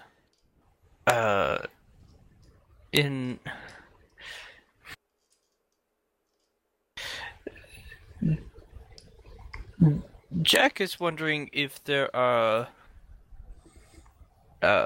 translations of the various holy books of the various faiths that he would be able to access to read somewhere in a language that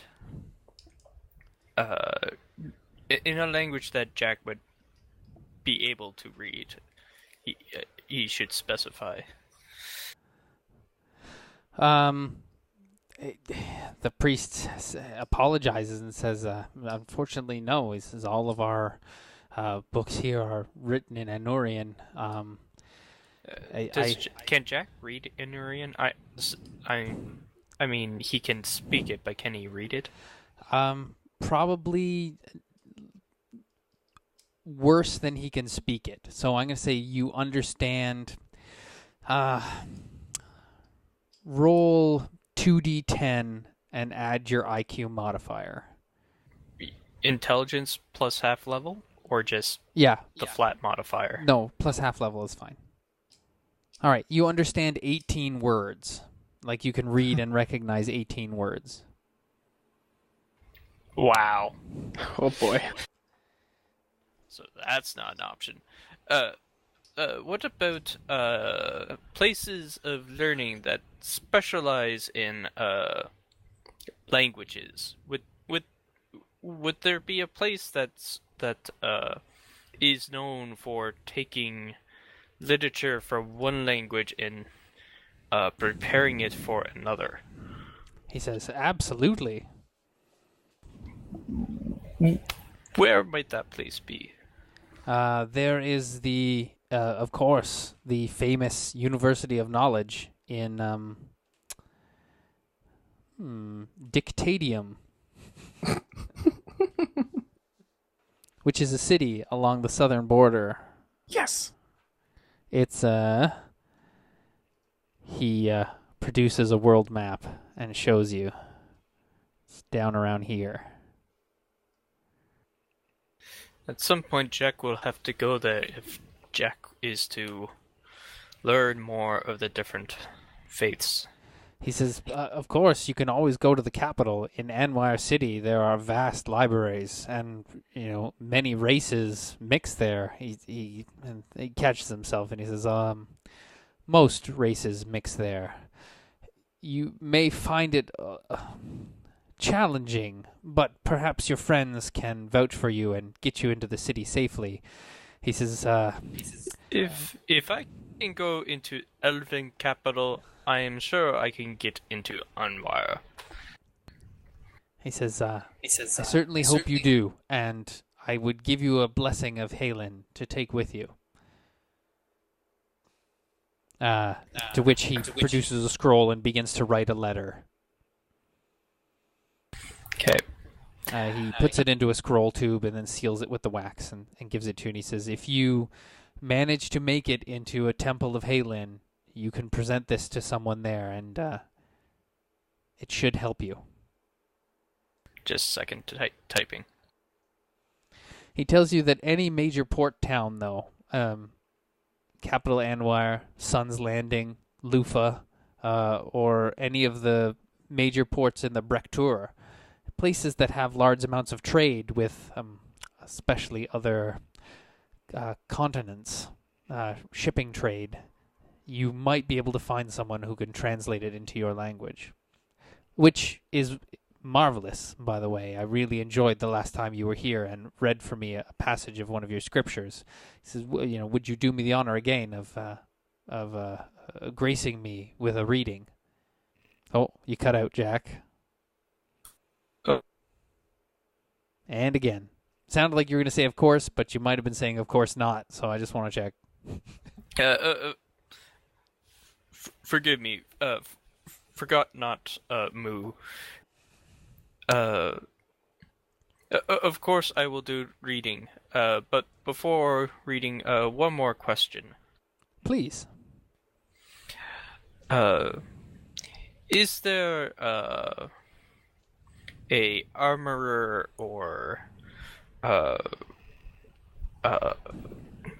weaponsmith that is known for making religious weapons or armor? He kind of shakes his head and he says, "No." He says, "Not here. Our paladins train in town name. Insert town name here, and and he says they have the forges there. He says the closest might be Five Peaks. The master forgers there are known to create fantastic and fantastic and well forged masterwork weapons that could be easily modified to your faith if you had the means." That may be an option.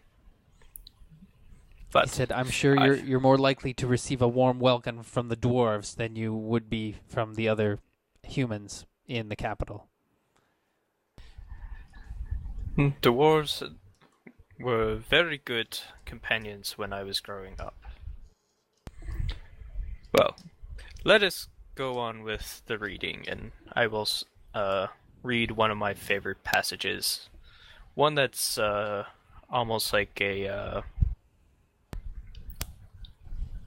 poetry. Well, Minotaur equivalent of poetry. He is very well pleased and produces a small bottle of some very strong port, which he pours into two very small glasses and offers you some. Jack will drink. It's lovely and very warming in its sensation. All right, does anybody have anything else they want to do in Winterhaven?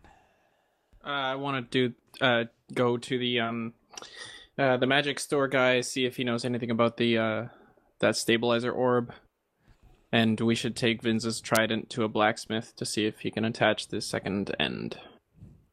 Okay. Oh, we should also look at getting picking up more rations as well. I got 30 days or 30 meals worth of rations, but yeah. Oh, okay. I missed that part. Sorry. I forgot. Murgatroyd and Vince, do you guys show the boot in the market square? Oh, I need to pick up herbs and salves as well. Excellent, Jack. You're able to find that stuff. Just use the cost in the basic set. Murgatroyd, Vince, do you guys show the statue foot or the boot? Or are you discussing it? All right, let me know when you figure it out. Elliot, you go back to the magic shop. The guy looks at it and he says, "Wow," he says, "This is a very interesting find." He says, "This is not a normal magic item by any means, but it is a protection sphere, right?" He spins it, and you can see that it gyroscopically keeps the vials of the red liquid floating. And he says, "Whatever's in these vials, somebody wanted it protected, big time." He says it'll open with a keyword, so if you know what the keyword is, you can get it open. He says I might be able to crack it, but it'll take could take months of going at it with magical spells to unlock this thing. Right, but you don't know. You can't tell what's in the vials. He says not without opening it. No. Right. There's there's protection, scrying protection built into the orb as well. He says, "We could try and smash it." But Well, they're supposed to be very, very strong, so I don't even know how you do that. He says these type of things, this is like serious elven, even Eladrin magic. Most human wizards can't cast spells like this. mostly I'm like, what's the over-under that opening this thing will release whatever's in the vials to our doom? He says, ooh, I didn't think about that. And he puts it back on the table and kind of takes a half a step back from it. He says, you're right, it could be some type of trap. You adventurers always get yourselves into the most dangerous situations. He says, if it is a trap, someone went to a lot of trouble and a lot of expense to make this very elaborate and expensive booby trap. And then he catches his mouth and he says, oh shit, I just thought, what if booby trap's the keyword? Oh, what if keyword's the keyword? I'm going to stop talking.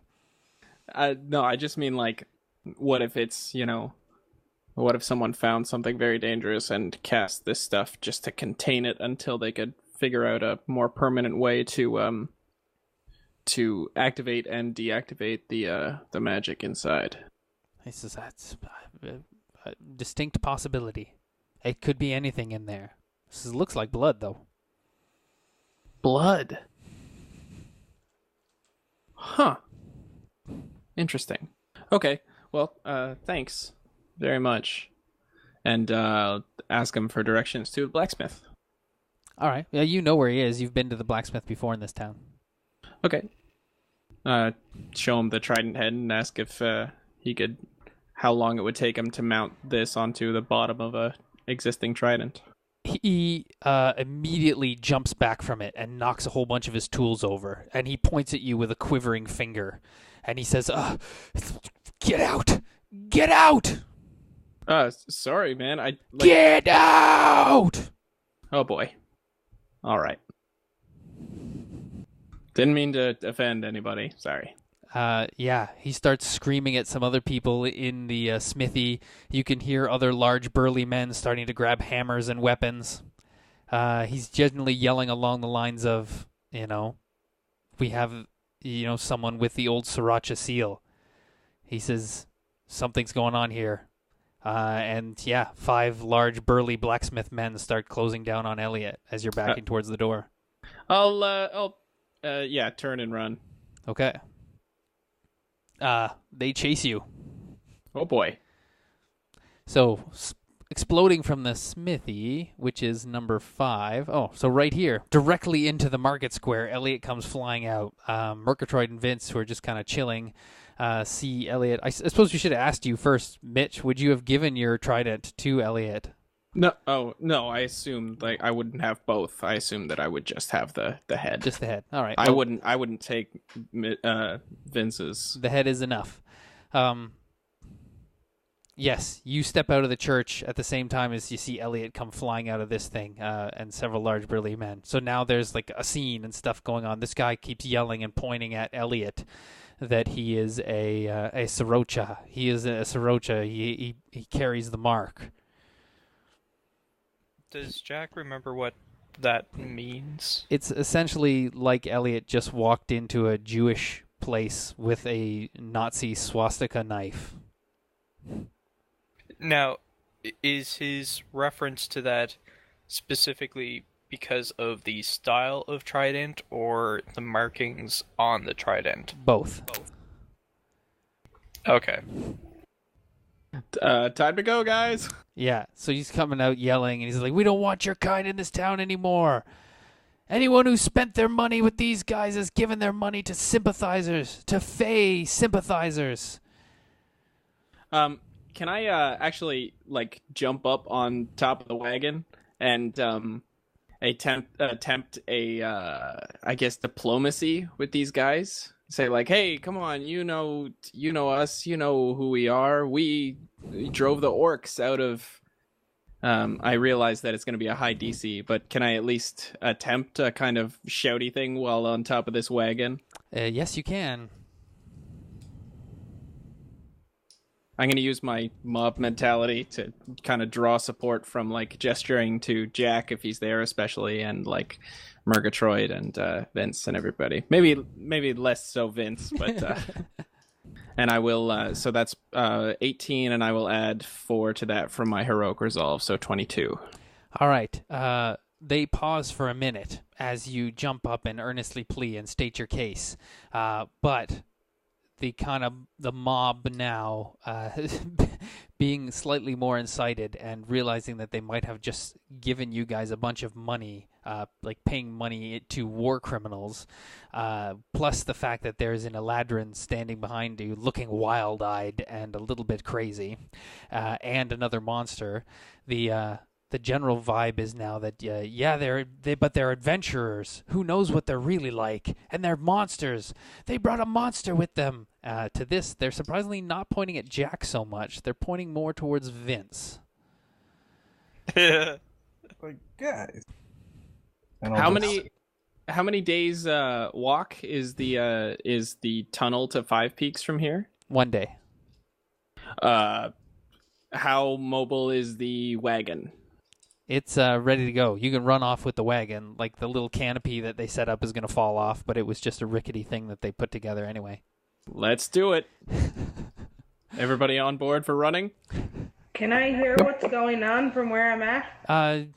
It's a stoned wall, so a little bit. You can hear a bit of commotion, and I'm going to say that Arwen, by this point, you've kind of circled back a little bit, and you can see that standing here by the front gates, there's some guards who have now kind of turned, and one guard looks to the other one, gives him a jerk of the thumb, like, you better go check it out, and that guard picks up his spear, which was lying on the ground, and heads into the city. All right, I head towards the rest of the party and hope to meet up with them on their escape. All right, Arwen, by the time you get to the front gate, you can see the four of your party members. I guess, Jack, are you going to join the committee to run away quickly? Are you going to try and pull another classic Jack miracle out of your bovine backside? Jack is going to attempt to pull a miracle out of his backside. The Raven Queen may bless you, Jack. Actually, before he does that, he's going to turn to the priest that he's presumably still standing beside going and talk to the priest first before he goes with the running committee. You have one sentence to say to the priest because the other Rod Stewarts are already grabbing a hold of the handles of the cart and beginning to wheel it out of town. He kind of looks at you with an expression on his face like, "Oh dear, Jack." I will make sure they do not do evil, and that they come to the light. He nods. And then I will go try to corral these people. All right, Jack, can you please make a dexterity roll for me? Just a d20 plus dex mod plus half level. All right. So unfortunately, I was going to say, do I fall walking down the stairs? No, you don't. But it means you don't catch the half brick that somebody threw towards the group. So I'm just going to roll a d4 here. 4. Should probably be Elliot. It hits the wagon. It was going to go Vince, Murgatroyd, Elliot, wagon. So the half brick kind of clatters in and amongst the stuff in the wagon. It doesn't break anything, but it just, hits it with a resounding kathok. Jack reached up to grab it, but it was just beyond your reach. But now, Jack, you find yourself standing between the rapidly retreating Rod Stewarts and a good-sized mob of about 16 to 25 humans, most of them men. But maybe one woman who's screaming, "Won't someone think of the children?" Can I throw the brick at them? You'd have to stop pushing the cart. Okay. And you're like the main muscle behind moving this cart right now. How far are they from the gates? They're almost at the gates. If you turned and ran with them now, you guys would be making a clean getaway, but you would be leaving a bit of a stinky scene in Winterhaven. Yeah, Jack's he's not a people person. Oh. All right, so Jack turns and looks back at the crowd and strikes them with a withering type gaze before taking to his heels and splitting. In that moment that you take a bit of a break, someone is going to hurl something at you. Okay, it's good. Jack looks at the crowd, disappointed in everyone. Like, that mother's disappointment. Excellent. 10 doesn't hit your AC, does it? No. So the tomato that was grabbed off of a cart plops onto the flagstones next to you. Jack is now twice as disappointed. They just wasted food. All right. So, Arwen, you kind of catch some sheepish glances up from the Rod Stewarts as they come barreling out of the gate with the cart in their hands. You guys are chased for a little ways outside of the city, but kind of once you're well clear of the city walls and on the path leading north back towards Five Peaks, they give up quickly. Well, sorry about that, guys. That was What made you think that was a good idea? I didn't think. I thought that our reputation in the town. I guess I didn't realize how fresh the Fey Wars symbols resonate with some people. Regardless of if it is old history, that seems like something that you should lead up to, like, found something old, need to repurpose it for something for good, not just bringing a symbol of bad times on them. Well, I know that now.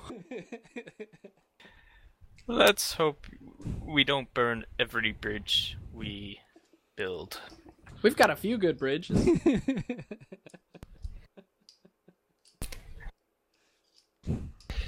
And Jack will continue to look at him, slightly disappointed. Yeah, I feel pretty dumb. Sorry about that, guys. I did get us some healing potions and tons of food. Can I roll for that disappointed look? Yes, you can. All right. So at the end of the day, you guys make it to the entrance to the dwarf tunnels. This one is not hidden. It's pretty obvious. Where you guys came out, you saw it. And this particular door is marked right on the map that you have to return a blessing to fallen dwarves. Which you have to restrain Murgatroyd as you guys pour out a fair-sized glass of dwarven ale onto the ground in front of the doorway before it opens. But you can regain entrance to the dwarf tunnels, which means it's a quick 3 days. Or no, not 3 days. My bad. I got to do my math again. I think it's 10 days from here to the Five Peaks. It's a cart we're pushing, right? There's no horses, right?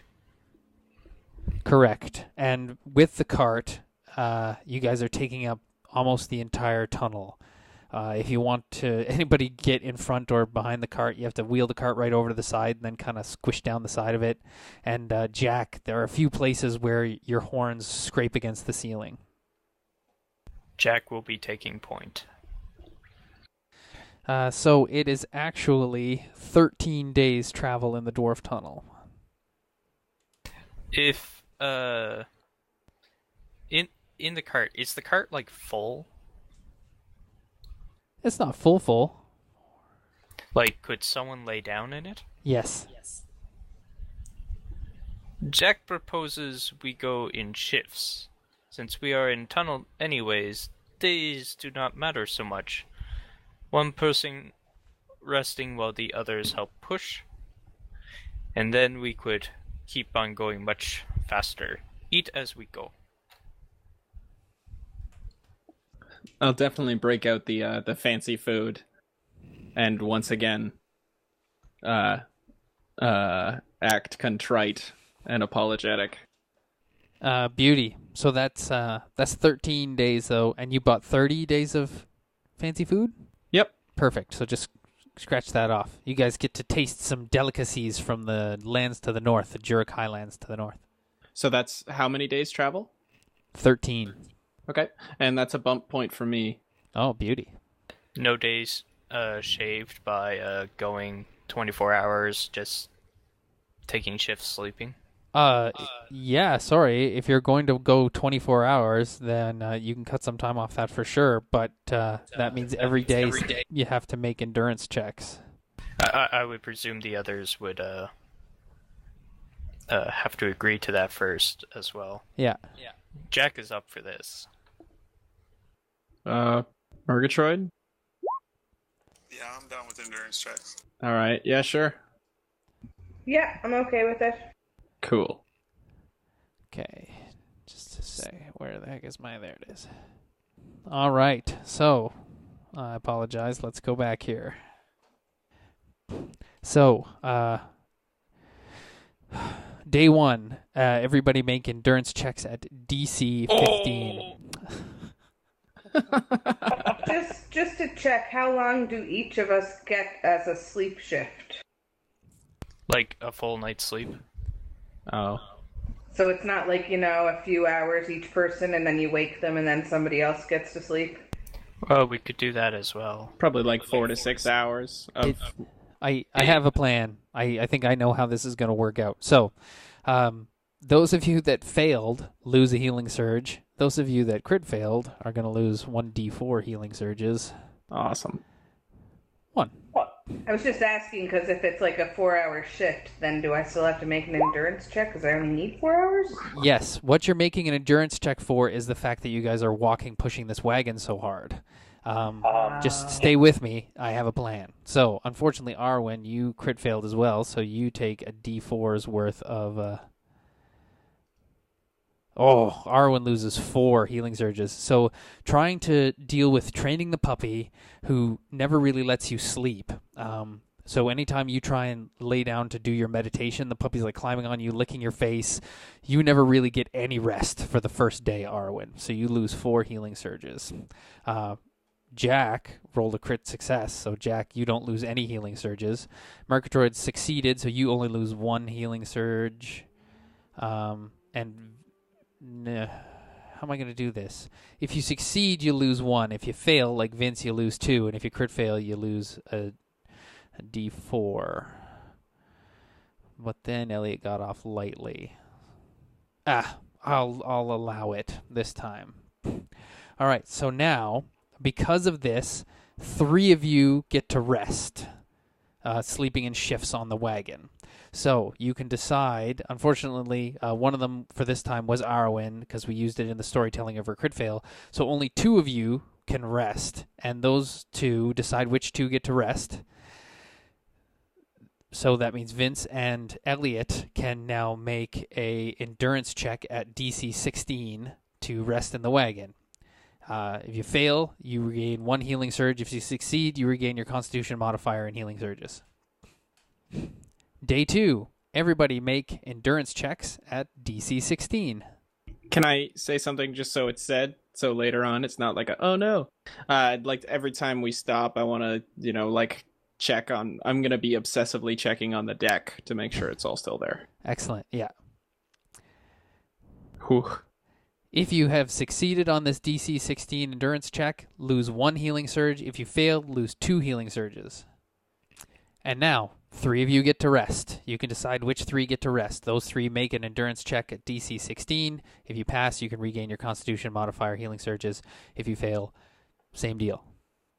So if you fail, you only regain 1. So both Elliot and Vince only regain 1 healing surge. Oh, I'm pushing. Oh, so you don't get to make... this is for your next endurance check? Oh, I thought this was to push and not lose healing surges. No. Sorry. Don't roll unless I tell you to. Sorry about that. It's okay. Otherwise, all of our bookkeeping is going to get skewed. So now... who's resting this time? You and Vince. What do I And have to Arwen. roll? Endurance again? Yes, endurance. Oh, there's no point. You can't beat an endurance check at DC. You can critical succeed or crit fail, so please roll it. Whew. That's a 16. That's a tie. So you can regain your Constitution modifier, which is 1? Which is 0. Which is 0, so you regain 1. Perfect. Next day, everybody make an endurance check at DC 17. If you succeed, you lose 1 healing surge. If you fail, you lose 2. Oh. Can you hear us, Mitch? He is disconnected from Mumble right now. Ah, excellent. All right. Well, he'll catch back up to us. So yeah, if you failed, you lose 2. If you succeeded, you lose 1 healing surge. Now that day, everyone who's resting, you can pick 3 of you, make an endurance check at DC 17. If I was resting last time, I didn't make a check. I don't know if I was or not. Sure, go ahead and make a check. Excellent. You succeeded. You can regain your Constitution modifier and healing surges. And then if you're resting again this time, Arwen, make another endurance check at DC 17. Good. You can regain your Constitution modifier and healing surges. So I'm actually going to rest this time, so I was endurance roll to sleep. Yes. Endurance check at DC 17 to regain your Constitution modifier. Close one. Day 4. Everyone make endurance checks at DC 17. If you succeed, you lose 1 healing surge. Murgatroyd, you don't lose any healing surges. If you fail, you lose 2 healing surges. If you crit fail, like Arwen, unfortunately, you lose a D4's worth of healing surges. Another 4. Ouch. Arwen, that puppy is starting to drive you crazy. For a moment, you wonder whether it was worth it to rescue it. Never. What happens when I have 0? You pass out. But I still have lots of HP, just because I can't heal. Yeah, you're just tired. Yeah, you're just exhausted. When you reach... okay, you're right. So, I don't know how to do this. When you reach 0 healing surges, it's going to start taking points off of your strength. Okay. Can you hear me? Yep, Yeah. we can hear you now. Excellent. Could do a GURPS ways and like all of your physical skill checks are penalties. Oh, yeah, I like that even better. So having someone at 0 is going to slow you guys down. It should also do your like wisdom and intelligence because you're groggy and exhausted. So Yeah, fatigued. 4, 5, 6, 7, 8, 9. Yeah, it should be like a -1 to all of our stats. Oh, I love it. Excellent. Until we get rested up. So yeah, because Arwen I still hits... have 1, so... Oh, you still have 1? I'm not there Okay. yet. Let me know if anyone hits 0 because it's going to add time to your travel time. Yes? Can we rest? Yes, on day 4, 3 people can rest. I'm doing well, so I'll keep pushing. It's DC 17, so if you fail, I'm afraid you don't regain... Oh, you always regain 1, Jack, so you regain 1. Vince, you can regain your Constitution modifier and healing surges, which I'm pretty sure is just 1. Yep. Nice. And Arwen, you can regain your con mod. Day 5. Everyone make endurance checks at DC 18. If you succeed, lose 1 healing surge. If you fail, lose 2 healing surges. If Arwen crit fails again, she wins a gold cigar. I didn't, I got 21. I know, I was just teasing. Did you say gold cigar? Yeah. That's funny. All right, so on this day, 3 people can rest. Make endurance checks at DC 18. If you succeed, you can regain your Constitution modifier and healing surges. If you fail, you only regain 1 healing surge. I don't understand the Constitution mod, because mine is 1. It's not mod plus half level, it's just the mod, right? It's just mod, yeah. Yeah, okay. So unfortunately for you, whether you have a good rest or not, you only ever regain 1 healing surge, unless you critically succeed, in which case you'll regain 2. Okay. The ability to bounce back is what we're trying to mirror here, right? This is the exhaustion meter, and that sometimes you just wear yourself out and it takes a couple days rest to get back up there. There are ways for you to regain more than 1 healing surge and not have to roll a critical success. If someone spends their time doing a heal check on you, they can add 1 to the number of healing surges that you regain. So if Jack, instead of helping push, does a heal check on someone, then they'll regain an additional healing surge, as well as, no, I think that's the only thing we came up with. This having a good night's sleep and sleeping comfortably and eating and everything that lowers the DC. Okay. John, since so many days are passing, can we do a bump point just in case it's like exert yourself for a day? Yes. I think Arwen, you also get a new bump point. What did you get? Someone, I'm not on the chat page because I had to go look at the bump point list. 55. 55 is be adjacent to at least 5 enemies at the same time.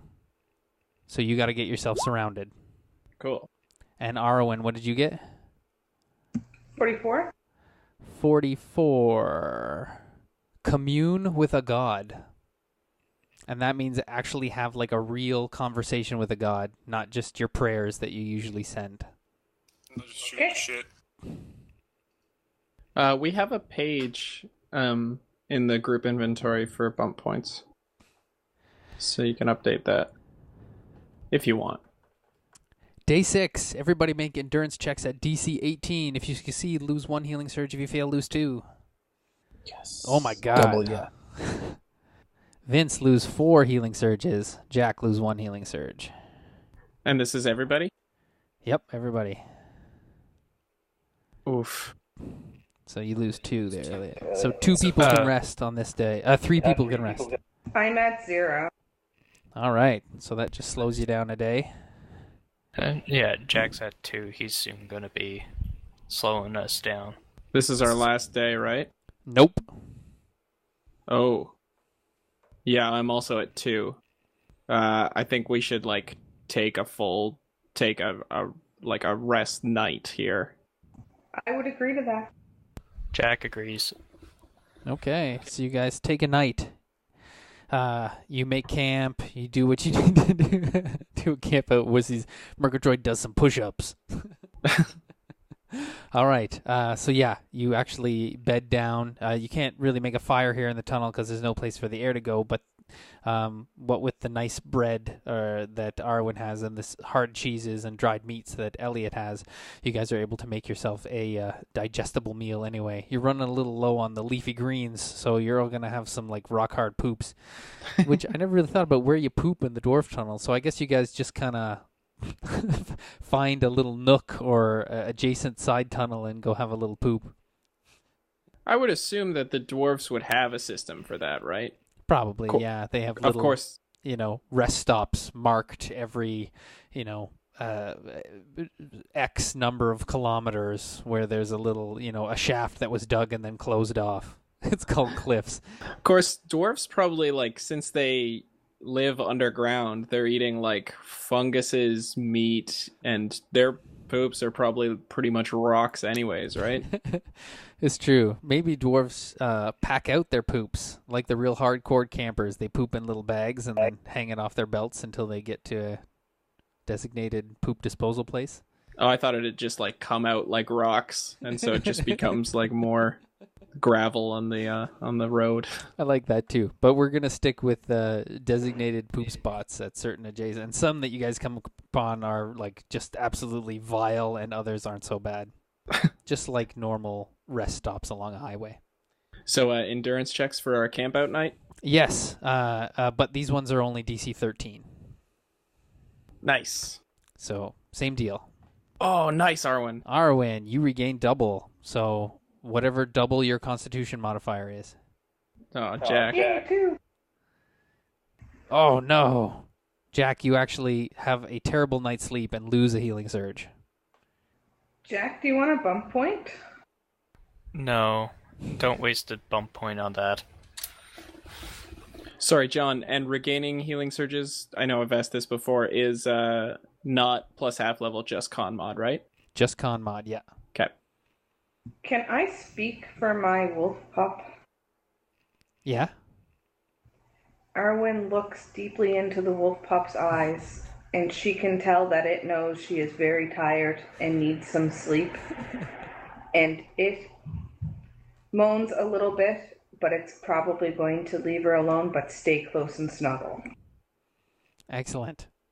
While it chews one of Elliot's socks. No, you guys gave it the rope toy. I've been assuming that for the last... Now you've had this dog for almost 2 weeks. You've been doing the training pretty hard, and I'm not going to make you make nature rolls except for key moments. But you've got it a little bit better trained to where it should pee, and a little bit better trained to not chew on things. Worst case, if Arwen needs some sleep, I'll just give the dog a lot of beer and it'll pass out. That does sound like a worst case. We could put it in one of the bags of holding. It'll run out of air. Well, just It's leave fine. leave the bag open. Put and it in blow the bag with all the cocaine. Arwen gives the rest of the party a dirty look. Stay away from my pup. She didn't stay away from your guys' pet. You mean herpes? I was gonna ask that. Yeah.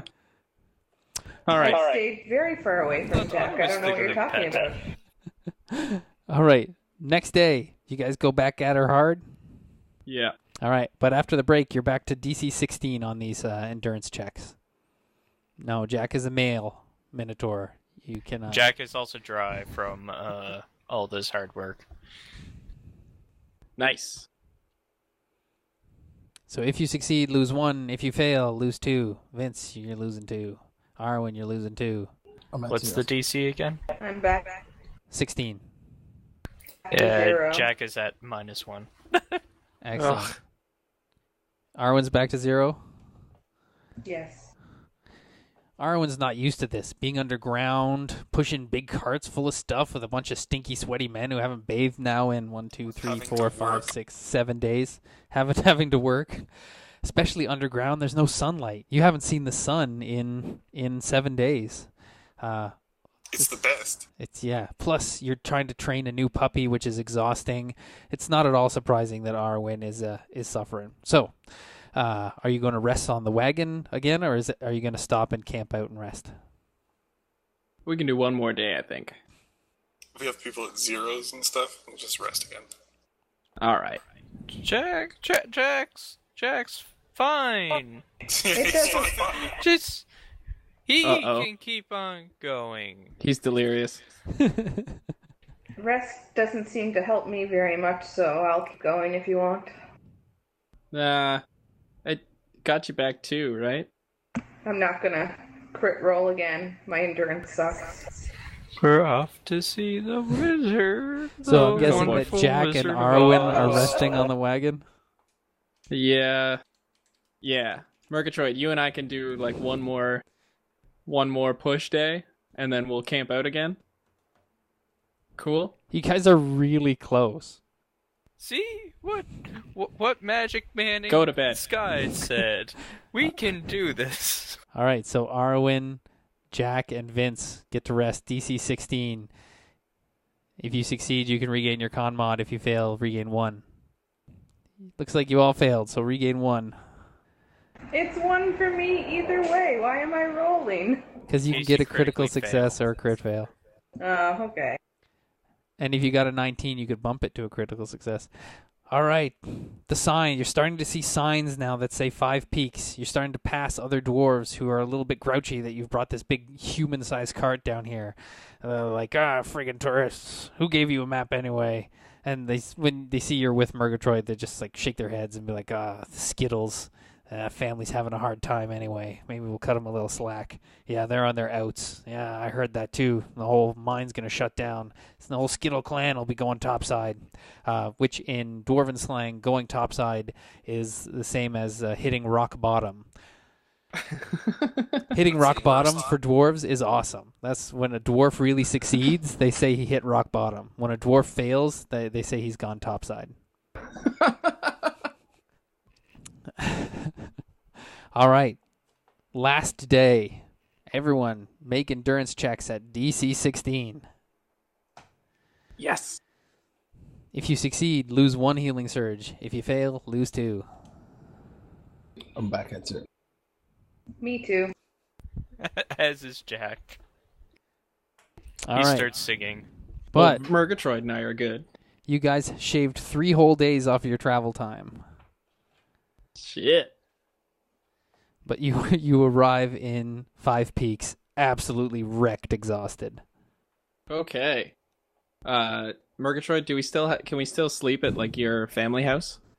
I'd imagine so. But like, we'll just drop off the stuff and then go return the thing to get our seal back so that I can go Not even like in the house to drop off, just like we'll drop it off in the yard or something.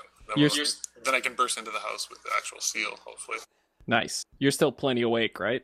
Yeah, I'm full healing surges. Is anyone Murgatroyd else... doesn't know what's wrong with you guys. Yeah, it's just like, what the fuck, dudes? Is anyone else in the party awake enough to watch the wagon? The dog. Like Arwen and the dog. Just No, are all three of you at 0? Yep.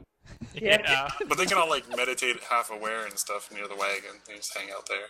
Is that accurate? I can do that, yeah. I can't. Yeah, he can meditate, like pass out on the ground under the wagon or something. Whatever, okay. I'll go with you, Murgatroyd. Cow meditating. So you park the wagon a block from the Murgatroyd household. Yeah, pretty much. Excellent.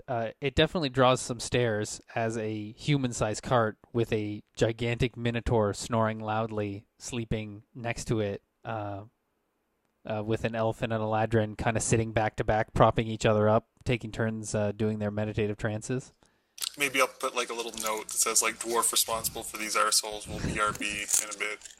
And, like, Excellent. Yeah, Elliot does his jazz to remove any of the road funk from his clothes, and Murgatroyd, you just kind of fluff up your armor and air out your armpits because you're like, that's a good hearty dwarf stink. That's like cologne down here. Hard-working dwarf gross. smell. That's the dwarf ladies flock to that. All right.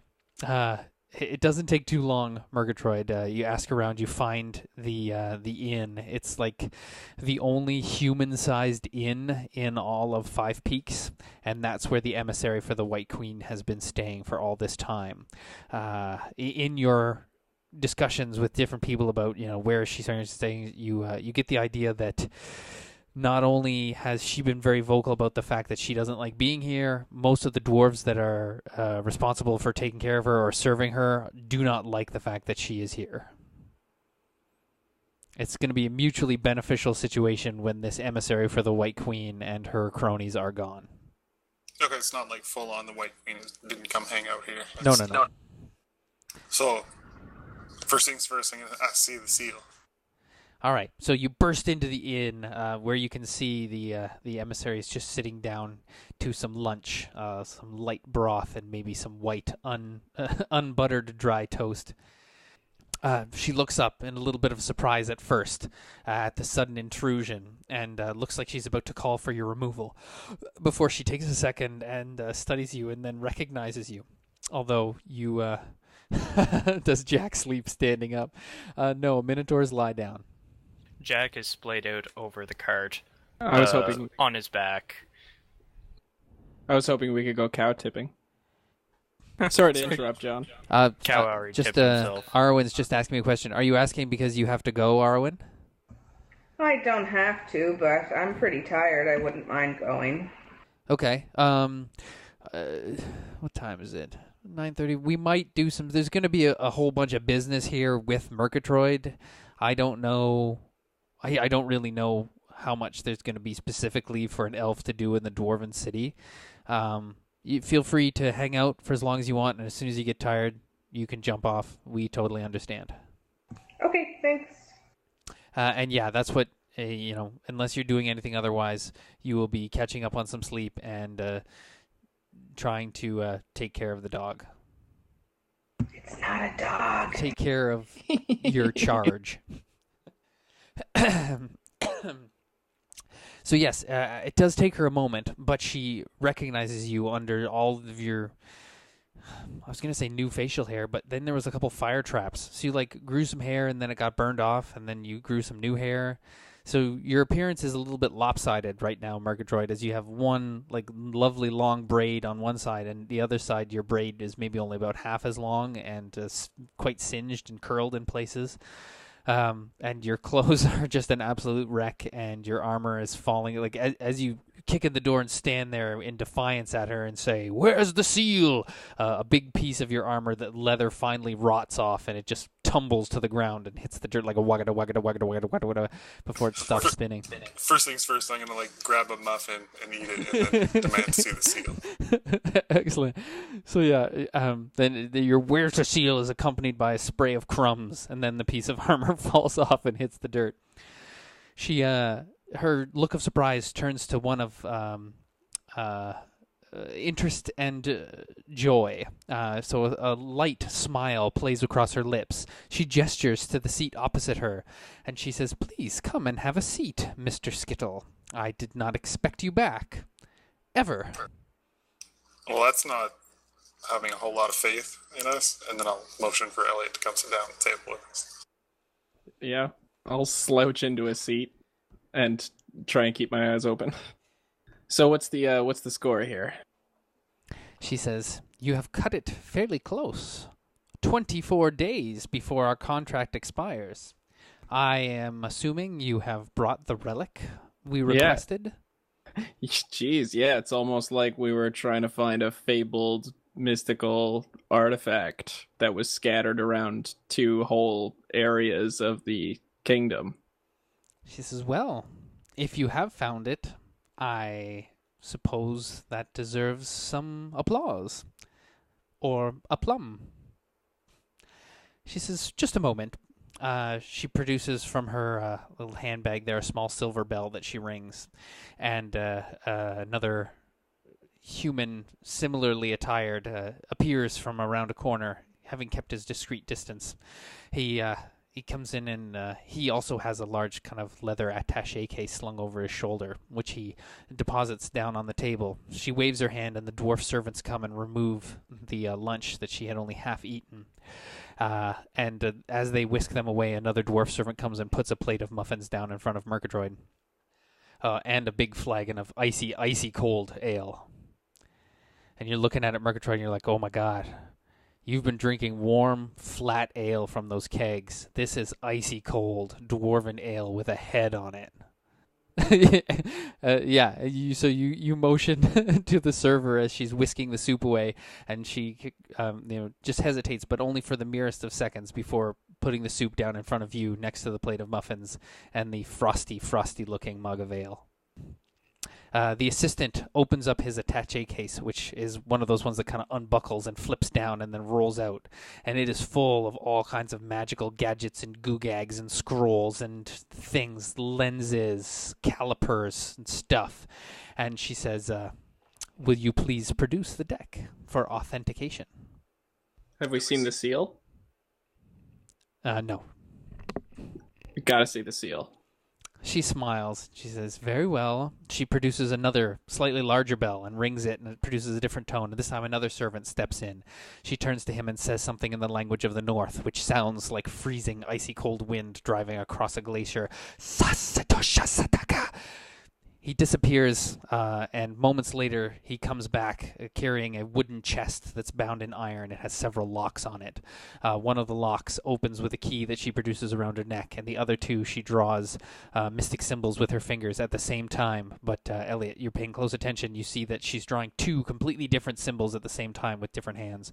The locks pop open, the chest opens, and out comes a object wrapped in velvet. She peels off the velvet and produces the fabled Murgatroyd family seal, which, when you see it now, Elliot, you're like, huh, because it's very plain. It's just like iron, a few bands around a piece of stone that has a bit of an intricate carving on the top, which you have seen around as the Skittle family clan seal. But it's like, there's no gems, there's no fancy gold. It's very, very plain. But you sense that it has great weight of importance. All right. I'll slide the cards out of my sleeve and put them down on the table beside the seal. Excellent. The wizard guy puts on some gloves, which have runes that glow slightly in it, and he picks up the deck very carefully and sets it down in the center of a bit of a leather mat. few runes, silver embroidered onto it, magic sigils, and he then proceeds to sprinkle some powders, burn some incense, and he looks through various lenses at this thing while chanting, obviously making his arcane check, much in the same way that Vince and Hatim have done. You guys have seen there's different ways to do it. After maybe about 5 or 10 minutes, all of the muffins disappear, as does the soup and the icy cold beer, which as soon as the tankard hits the table, the serving lady comes over to whisk the empty dishes away and place another frosty cold mug down next to Murgatroyd. Murgatroyd, you reach over with one of your booger hooks and grab the seal and slide it over in front of you. You look at it, it looks right. You're like, yes, this is the seal that my family first dug. This is the first stone that the Murgatroyds chipped out of their very first mine, which was then bound in iron, forged from old weapons that belonged in the Murgatroyd family name. Probably weapons that were used in the fight to claim this piece of land, which then became the Murgatroyds' holding. It appears to be 100% genuine to you, Murgatroyd. You lovingly run your fingers around the carvings, noticing the few places where the stone is chipped, and you smile to yourself and think, it'd be easy enough to fix that, but that's not really the way. The way is to let the stone weather. That's to be natural. Of all the things in the dwarven world, this is right. This is what stone does. And yes, the inspection of the cards is complete. He turns and he nods to his mistress as he packages up his things. She then takes the deck and places it inside the velvet that the seal was in, folds it up, puts it back into the chest. The servant closes it and locks the 3 locks, returning the key to the mistress, who puts it around her neck, and it disappears beneath the folds of her clothing. She smiles at you and she says, "Well, gentlemen, thank you." I'll spit in my hand and then extend. She said, She goes, "Up, no." I'll spit in it too. I'm like, there you go. And then I'll hand it out, stick it out again. She looks over at the servant, who kind of looks at her, and then she looks back at the servant with a more imploring face, and he removes his glove and hesitantly spits a small amount of spit into his own hand, and then sticks it out to shake your hand, Murgatroyd. Nice, I'll shake it. It's a very limp handshake, and you can see there's a little bit of disgust on his face, but Elliot nods. She nods back at Elliot, and then they skedaddle out of there. And as he's leaving, you can see the servant guy wiping his hand industriously on his pants. If I remember correctly, that seal had been copied? Yes. Okay. And we never found out who copied it? Yeah, Murgatroyd's cousin copied it. Oh, that's right. Now I remember. Because he sold it, right. Yeah. Now, because we have the seal, do we technically still have the rights now to that actual plot, or was that forged with the old? Yeah, no, that deal is done. That was in the last encounter with her. That deal is no longer valid. If you would like to reopen that deal, you can try and call her back. Wait. So, we lost that mine, but we kept the family mine, right? Correct. How did we lose that mine? Because it was done with the cousin. Oh, yeah. Okay, yeah. So any deals that were perpetrated by that particular skittle are all null and void. Oh, so that contract is... Wait, null and void as in it's no longer hers? It's no, ours? It goes back to hers.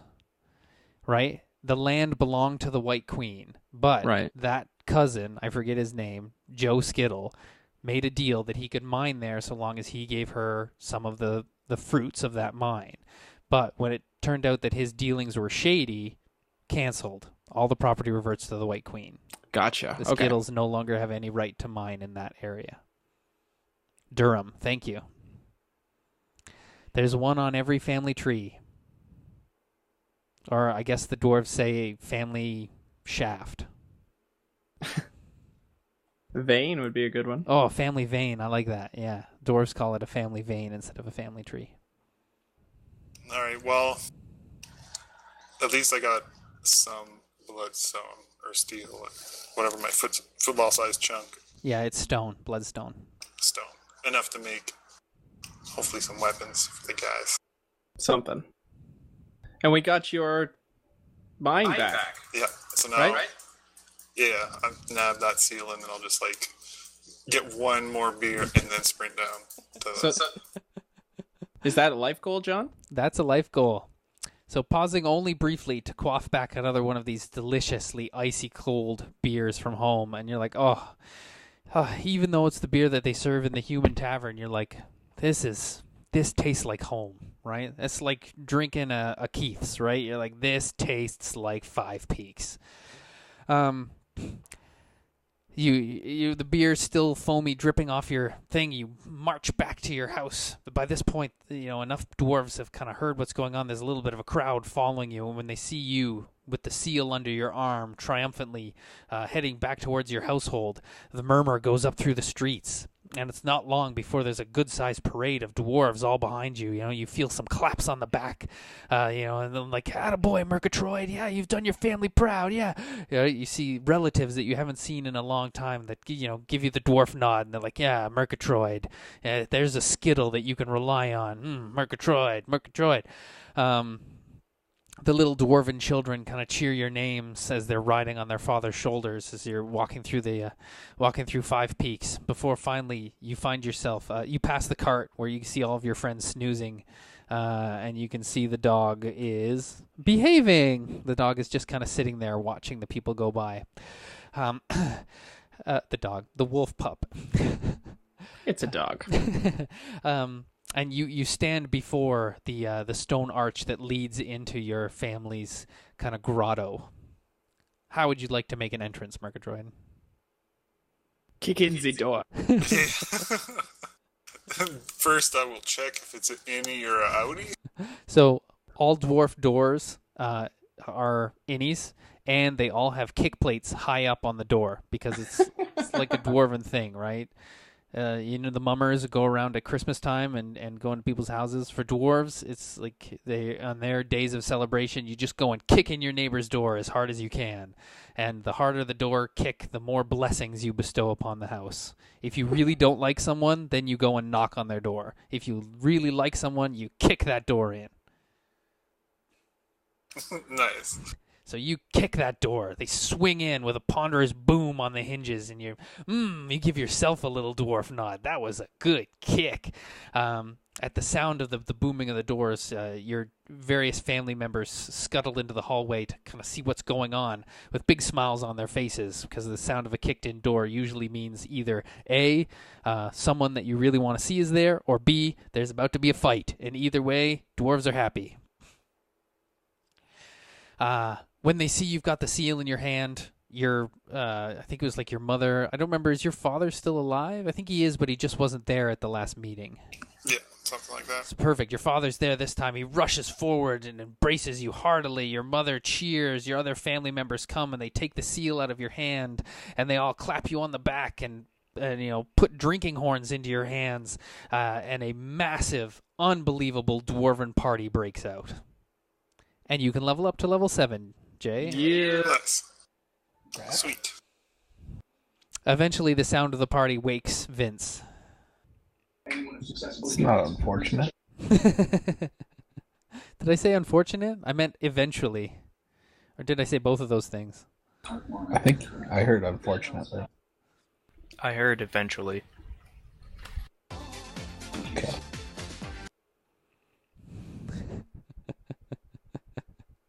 Okay, yes. It's not unfortunate. It is eventual that the sounds of the party awake Vince, who slides off the back of the wagon and woo! Which immediately, like, a bunch of dwarves around are like, shit, an Eladrin! But then they kind of remember you, and they remember that Murgatroyd vouched for you before, and that you're here with the Skittles, and you helped restore the Skittles clan, and, like, right away. So it goes straight from, Jesus, an elf, to, hey, this elf, this elf. And a big drinking horn of dwarven mead is They're gonna press the seal into Vince's forehead. A big drinking horn of dwarven mead is pushed into your hand, Vince, and a bunch of dwarven mitts clap you on the lower back, which is about as high as they can reach on you. And they say, good job. And they say, good job to all the Rod Stewarts. You're all honorary Skittles tonight. Excellent.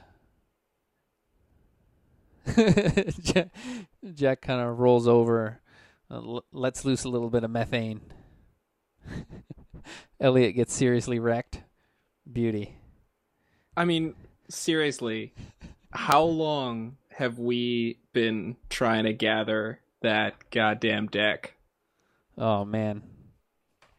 All of Gardmore Abbey, all of the Silewood, all of the Journey Back. Undead Army, Orc Army, Elf yeah. Army. Yeah, geez, we I fought... mean, had we not had Vinz die, it probably would have been a pretty quick trip. Well, You can argue 2 orc armies. even Gardmore Abbey was a big one. Like, that was months of gaming. Just a little over 5 months of in-game time. Wow. And Oh, out of game time. Like, we entered Gardmore Abbey, like, in November or something. wait a minute, my math might be off on that. Let me count. Yeah, it's true. It's been almost a full year since we started this quest. Wow. Yeah, I can't remember the last time Elliot leveled up. It's like long time ago. Later on, I gotta talk to you about my life goal. Okay, excellent. Yeah, 127 days since you guys made the deal with the... We had 150 or something? yeah, you had Yeah. 150. Wow. That's a long time. It was Yeah. like day 3 and we had the whole deck and then Vince had to die. Should, God, it's the worst. Go to Grogfest. Yeah, really. We should downtown. ask someone when it actually is, maybe. They'd be able to tell you it's in the fall. So right now, I made a calendar. I haven't printed it off and everything yet, so we're still using the normal calendar. So you guys are in like the last week of May right now in our calendar. And it will, of course, be in the fall sometime. So you have several months before Grogfest. We gotta get down to the south. We have been in the north for long enough. for quite long. So this party just it rages out of control at the Skittle household and all of the surrounding Skittle households, where you're all whisked away to dine and feast all evening, and through the crazy Guy Ritchie-esque montage of quick clips and blurred images, one thing that kind of sticks out, especially in Vince's mind, is above one of the newly built breweries, because the Skittles were kind of preparing that maybe they were going to be out of the mind game, so they're like, what can we do? So they started to make a little brewery, because if there's one thing that Skittles love, it's digging and drinking. So they built a brewery, and they started to produce some ale, which you guys are drinking now, and they're calling it the Iron Brew. And hanging above the door of the Iron Brew brewery is a gigantic metal hand, a gauntlet that looks like it's made out of the same stuff as the boot you guys found. What? When you ask the next morning or even in the evening, some of the dwarves say, "Oh yeah, we were looking for something to hang above the signpost, and just last week during that terrible storm that raged over the mountains, cousin Edgar, who was up on the top there, getting some whatever he was doing up there, he said that this thing came screaming out of the sky, and it must have been a sign. Yeah, it's the perfect thing to go over our door. Look at that giant fist. It's huge. It's like the size of an ogre's fist, and it is covered with spikes. It is a big iron hand. Or metal hand, anyway. I guess that's pretty metal. They're like, yeah, it's metal. Here, drink some of our new Iron Brew. We're thinking about taking it to Grogfest. Yeah, we'll be glad to bring some there for you. We're totally going this year. Ah, yay, the Skittles are finally going to Grogfest. This time not to drink, but to actually participate. Yeah, big cheer goes up. I'll be like, well, to drink also. Another big cheer goes up. Oh, yeah, Vince, you're shaking down your bag, and you're like, uh-oh, it's starting to look a little desperate here in the Coke situation. You're down to maybe about 3 handfuls, maybe less. Damn. Yeah. You hear Shotry's voice in your head say, uh-oh. What you gonna do, Vincey?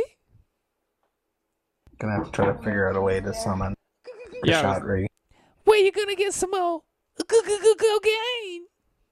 I bet there's like a church of Kashatri in like a capital city that's like Club 54. There is now. That's brilliant. Awesome. Jake, you're knocking them out of the park. That's like the third idea in less than a week that I have made canon.